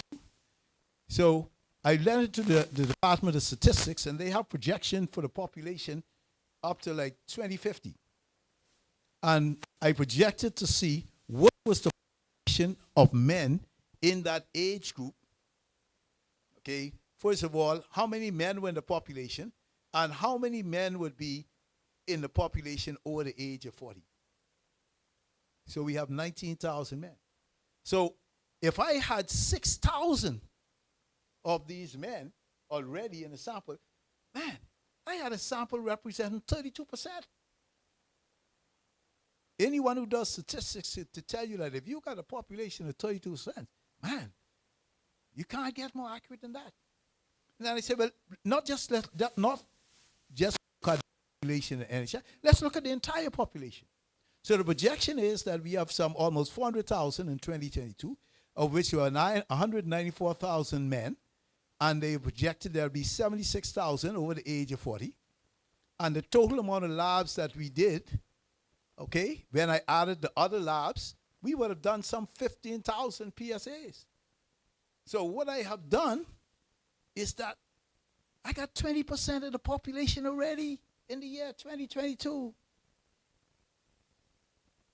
It took me 15 years of screening in the prostate cancer, in our prostate cancer community programs, to reach even just, we have 7,000 men. In 1 year, look where I've reached. So don't tell me that primary care does not have a place in our healthcare system. It is the fundamental structure to ensure that everyone has a physician, they get their annual checkups, whereby the folks would say we can detect things early, and it's true that an ounce of prevention is worth a pound of cure. This is really the one that I want to show you what PSA does. When they started the PSA in the United States, within 10 years, the mortality rate, the death rate, dropped by almost 40%. So there's no argument of what the value of PSA is. And then when they decided that, no, the PSA isn't good, and so they had a big lot of rating, and they said, no, we don't want to have the PSA. You do more harm than good because you're getting these unnecessary men who are being detected and doing all of these treatments in which they have a lot of morbidity and consequences. So the PSA should not be a full screening test. Well, 4 or 5 years later, they realized they saw so many more men coming back with advanced disease, so many more men coming back with metastatic disease, okay? And they pulled back and said, no, we need to have the screening. There's no doubt what PSA does, okay? But there's something else in the NHI study. If we stuck to the guidelines and said that we would only screen men between the age of 40 and 70, and then when they reach over 70, well, we'll have to come some other means whereby better looking at their lifespan, the state they're in, whether they should get a PSA. It shouldn't be automatic. Well, this is what the chart looked like when we screened everyone. And these are the cutoff points. So over 70, under 40. The total cost of doing this in that lab was projected to over $300,000. And if we stuck within this range, we saved over $100,000. So it just goes to show you that when you apply healthcare and you manage it properly, it can be very cost effective.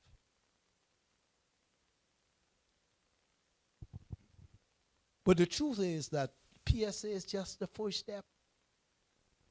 Whenever you make a commitment that you are telling the men to come in and get your prostate checked, you have to be able to follow them up such that when they say, well, something's not right, what are you going to do? It is unethical to leave them and say, well, you know your test, go and find something to do. You have a responsibility to ensure that if they needed to have an x-ray, what can you do in order to see that it happens? If they needed a biopsy, what can you do in order to see that it happens? And if you find that they need treatment, you have responsibility, despite appreciating the cost. Okay? You have responsibility that they can access the care, that the care is available to them, and find some means in which it can be affordable. And so I want to echo what Father Palacios was saying in terms of the need to look at our healthcare system and say that right now where we stand, we need to better our healthcare system in order to provide a better care. And I'm one of those who I don't feel that just building a new hospital does that. Nice to have a new hospital, but you need to have the system of care delivery that will provide you with the outcomes that you want to have when you're delivering that care. And we're not there yet because the PSA is just the tip of the iceberg. This is what it is that we have to deal with. So I'm very pleased to say, as I'm wrapping up, tell you I wouldn't keep you that long, that one of the things that I'm very pleased about is I said, listen, we need a neutral ground to follow up our patients. I don't want the patients to line up and say, well, I'm coming to Dr. Roberts' office, he can charge me. No. So we felt that the Prostate Cancer, the Cancer Society of Bahamas, that they should have a role in not just doing the PSAs, but how can we make it better for them to access the care? And so they gave us a room. So now when we have our men's who check up, when our men from the US2 group, when we call them on the telephone and we say, listen, we have in a clinic, your test was abnormal, we need to come, we need to check you again, and to proceed. The second thing we decided, and we are ahead in Freeport, is that we need to formalize this. And so we've started it now. We are committing as of November to have a formal prostate cancer screening clinic at the Cancer Society. We have already done it in Freeport. From January, the US2 group, we want to thank Dr. Leviticus Roll. He gave his clinic one Saturday morning. All our men who were being in our screening clinic, and they have kinds of prostate cancer, that we can follow them up. If they need an MRI, if they need a biopsy. We've been able to negotiate in Freeport where the PSA, the cost of the PSA is less, but 20%. They charge the men who come with us too. We had the graces of Mr. Herbert Brown when he was a director of PHA, that our prostate biopsy for the men was $100. That's a $2,000-$3,000 deal done through the pathology. We just had, and I donate our ultrasound that we have. So a total cost of doing an ultrasound and a biopsy doesn't exceed $150 in Freeport. And so it's growing. We're trying to make healthcare more accessible. for the people who we feel we have a responsibility. We want to do the same thing in Nassau at the Cancer Society. And I'm very pleased that Dr. Nicholas Fox has just donated us an ultrasound machine that's positioned in our room. And so now when we start our calling the men in October, we don't have to worry about where's the machine coming from to do the biopsies done. So now we all want to negotiate how we can get our pathology done for a good cause.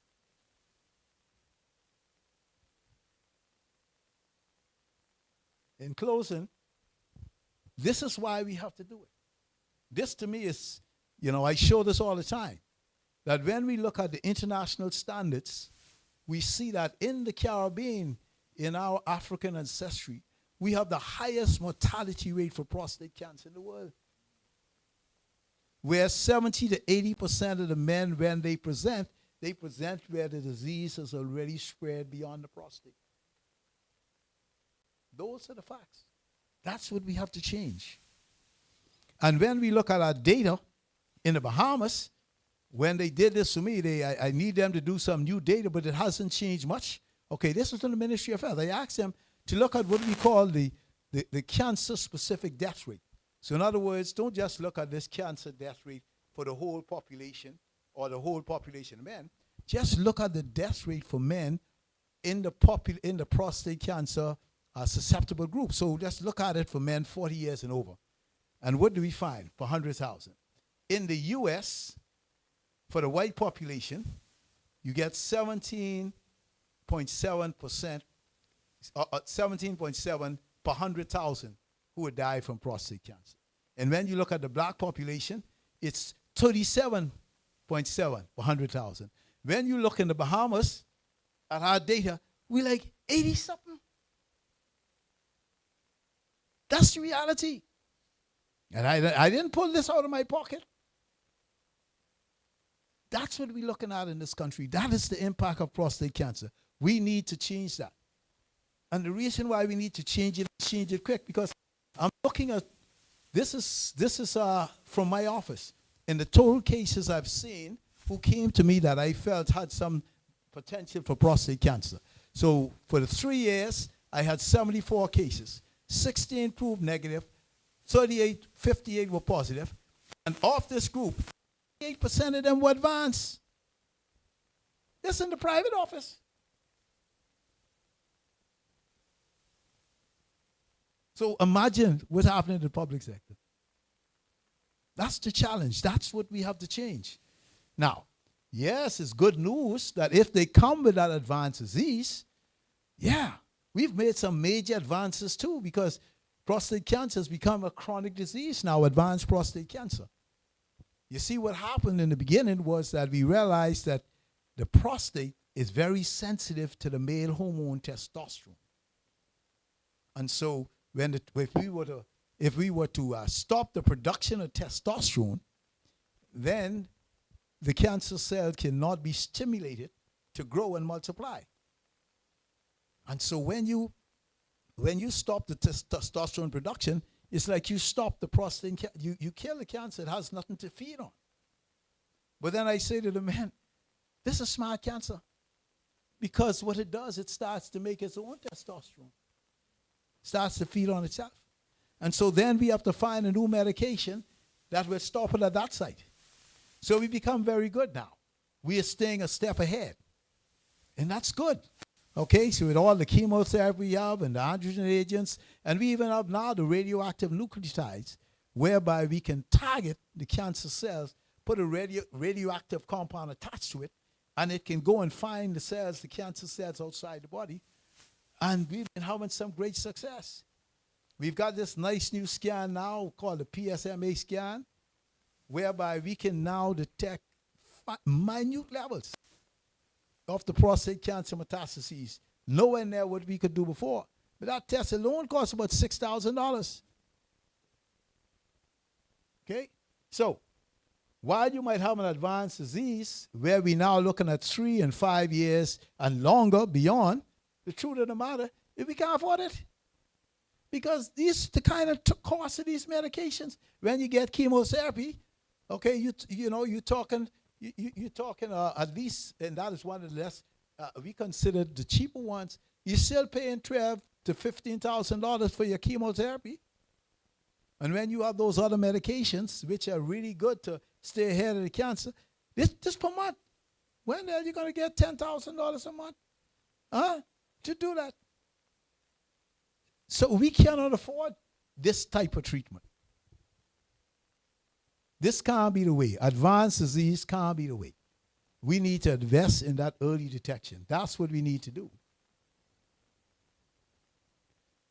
Because we can't afford to treat sick people. We got to treat them when they are well. That's what we need to do. Okay? So, yes, prostate cancer in the Bahamas, early detection is the best protection and gives us the best value that we have.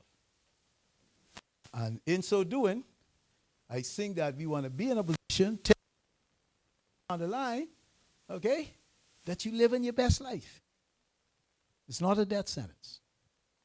And so I really want to thank you for coming tonight. I want you to see where we are today in the diagnosis and treatment of prostate cancer. I believe we are making a difference. I believe that we have a potential to make even a greater difference in a short period of time.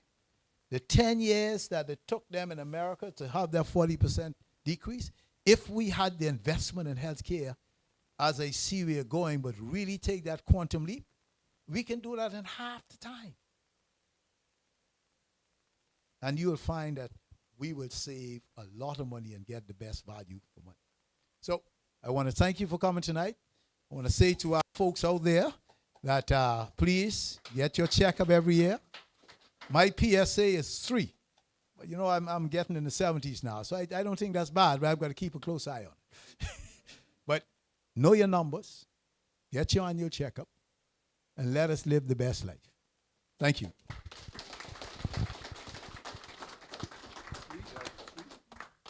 Any questions?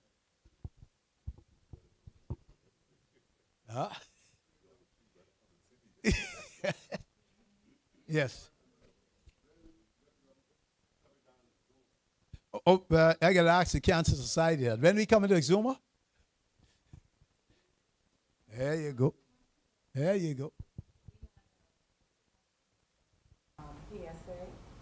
But what I'm hoping will happen as we set up our cancer clinics, like what's happening in Grand Bahama, that they don't have the big September thing anymore. They're encouraging the men that come and get your checkup on your birthday month. And you know that at the end of every month, we open. That's what we like to aim for.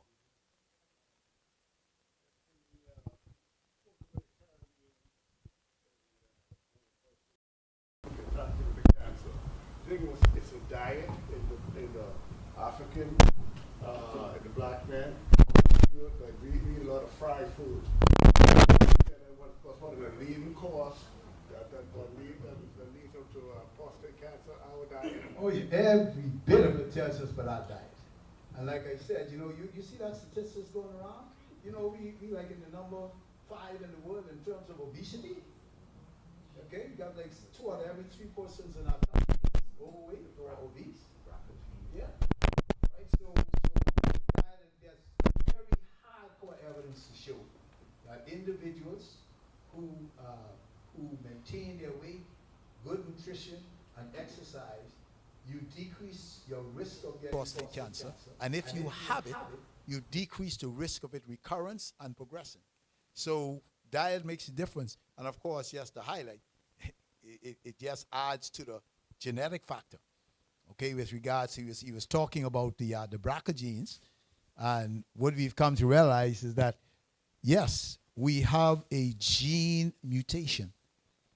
So what used to be a gene in the breast that was responsible for building the tissues, because God made it such that you have those, there's every minute inside the cells, a cell is undergoing a change where it can become a cancer, mutating.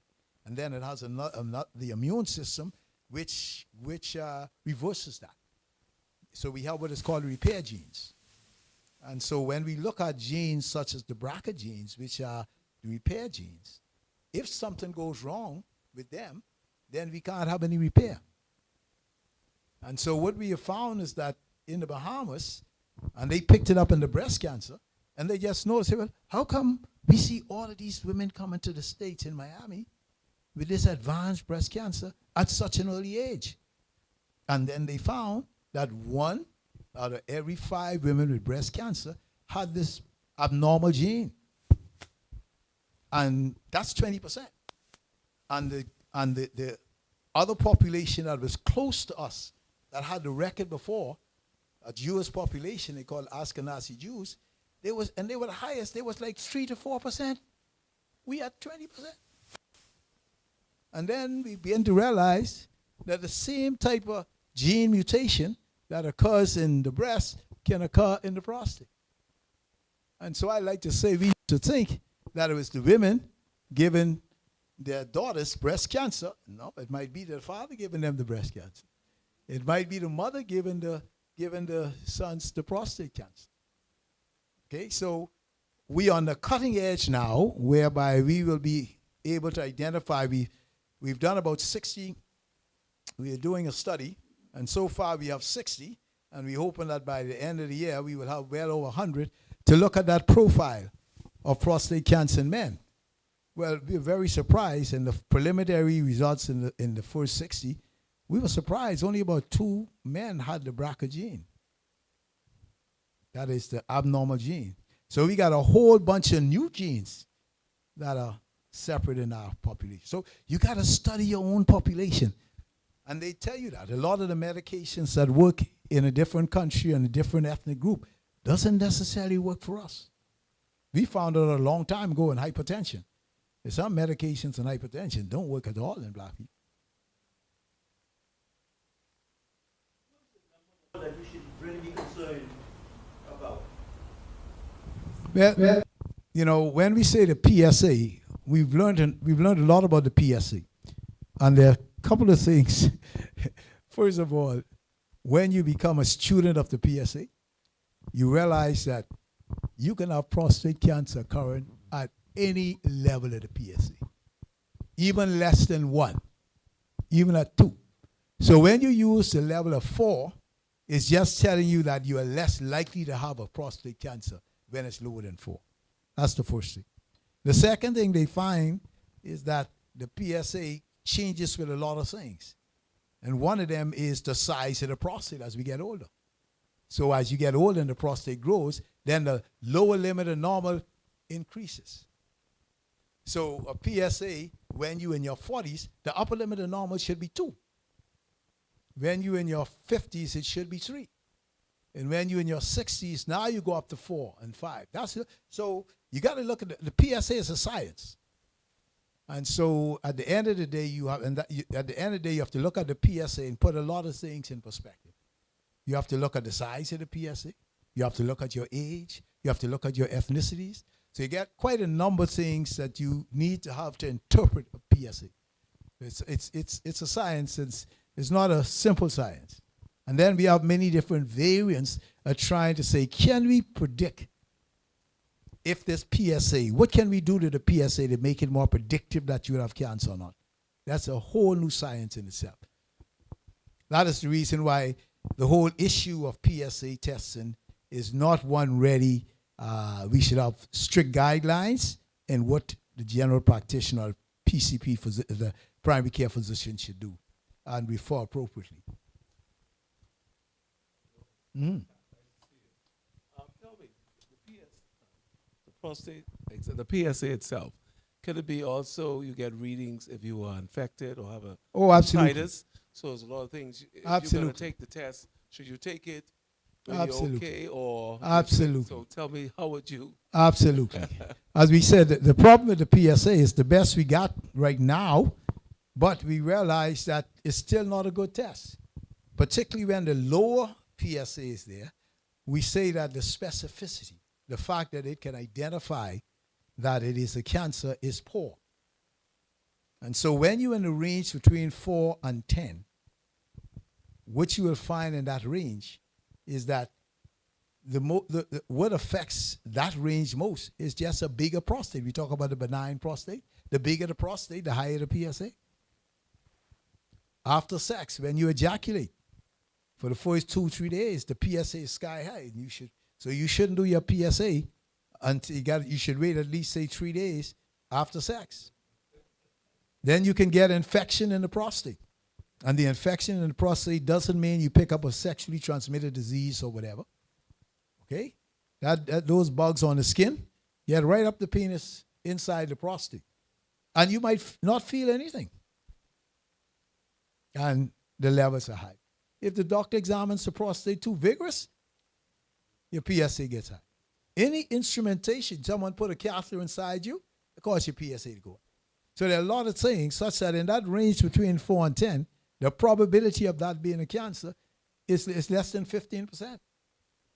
So you really need to put a lot of things in context when you look at that PSA.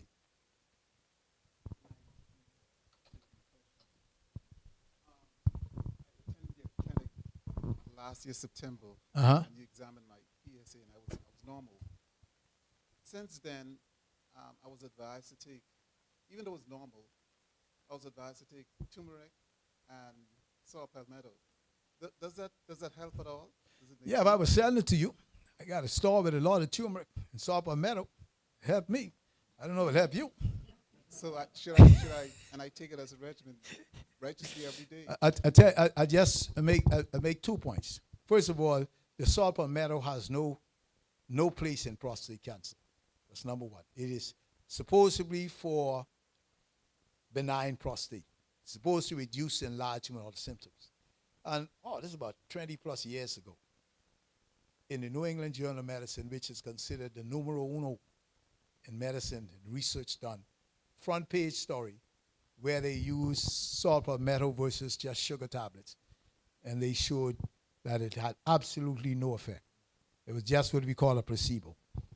But that kind of condition with enlarged prostate has what we call a very high placebo effect. In other words, if you think it can wait for you, it can wait. What about turmeric? Does that do anything? Again, I hear a lot about it, but I have not seen any scientific evidence that it does. And for scientific evidence, in this day and age, the scientific evidence, particularly when it comes to medicine, is what we call doing a formal randomized clinical trial. So in other words, you have to have 2 groups of population where one receives the medication, one receives a false medication. They both have the same parameters. And then after being used in the drug, when they don't know what it is, then you uncover 3 months later or 6 months later to see where the difference was. And in those instances, you find that the sugar tablet was better than the drug you were trying. So when it comes to all these natural products and everything, that's what I need to see. If I don't see that, I say, well, you can try it. If it works for you, great. Keep doing it. Okay. Doc, if you exercise rigorously and you go and take a test, PSA test, and it's elevated, how soon should you go back after probably relaxing? Again, I'm unaware that exercise in itself affects PSA levels. Okay. What we know is that your state of well-being, if you are exercising on a regular basis, if I can say regular would be the prescribed amount, at least 5 days a week, some 45 minutes at a time, and if you're trying to have that as much as possible, that vegetarian-based diet, okay, you'll find that that population of people are less likely to have prostate cancer down the line, not just after a couple hours of exercise. Thank you.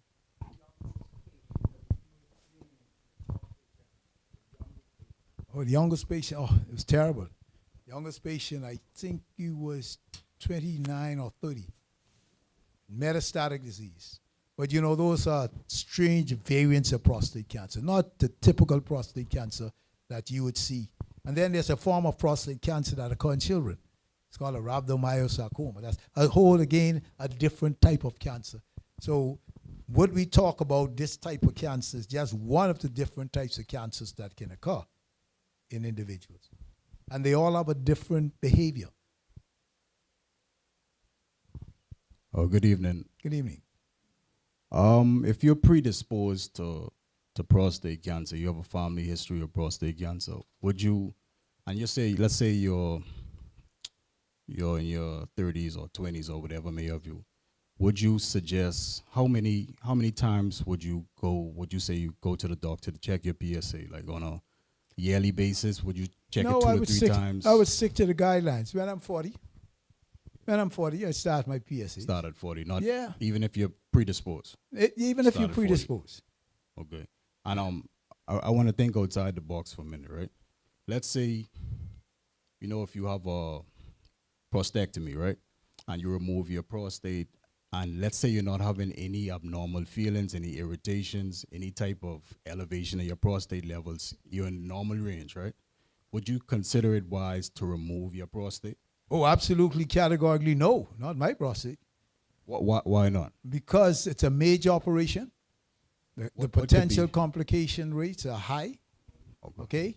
And there's no such thing as a prophylactic prostate removal. I see. Yeah, I always say God put the prostate in a position where it wasn't supposed to come out, right? It's stuck up behind the rectum. It's stuck up behind the bone. It's stuck on top of the sphincter. It's stuck up under the bladder. He put it there. It was supposed to come out. So that's another way of looking at it.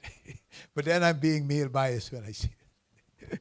Sometimes you got to do what you got to do. Okay, well, I don't want to keep you too late. I really want to thank you all for coming. It's 9 o'clock, just past 9. And we're looking forward that we will follow up all those men who had a positive PSA or a positive prostate blood test. So know your numbers, and wives, make sure that your mates know them. Thank you very much. Thanks for coming. Thank you.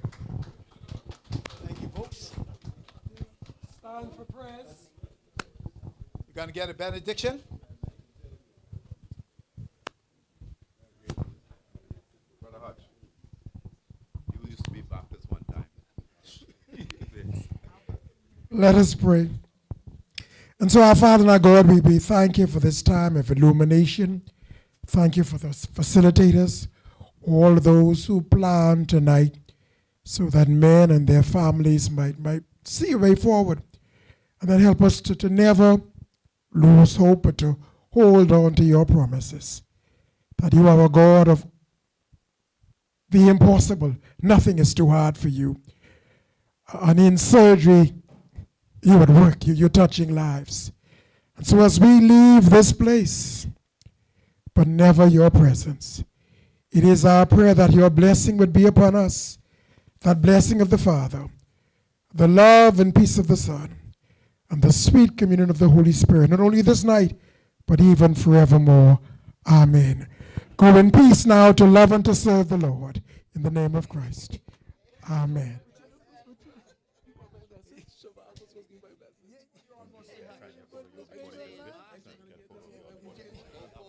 Thank you.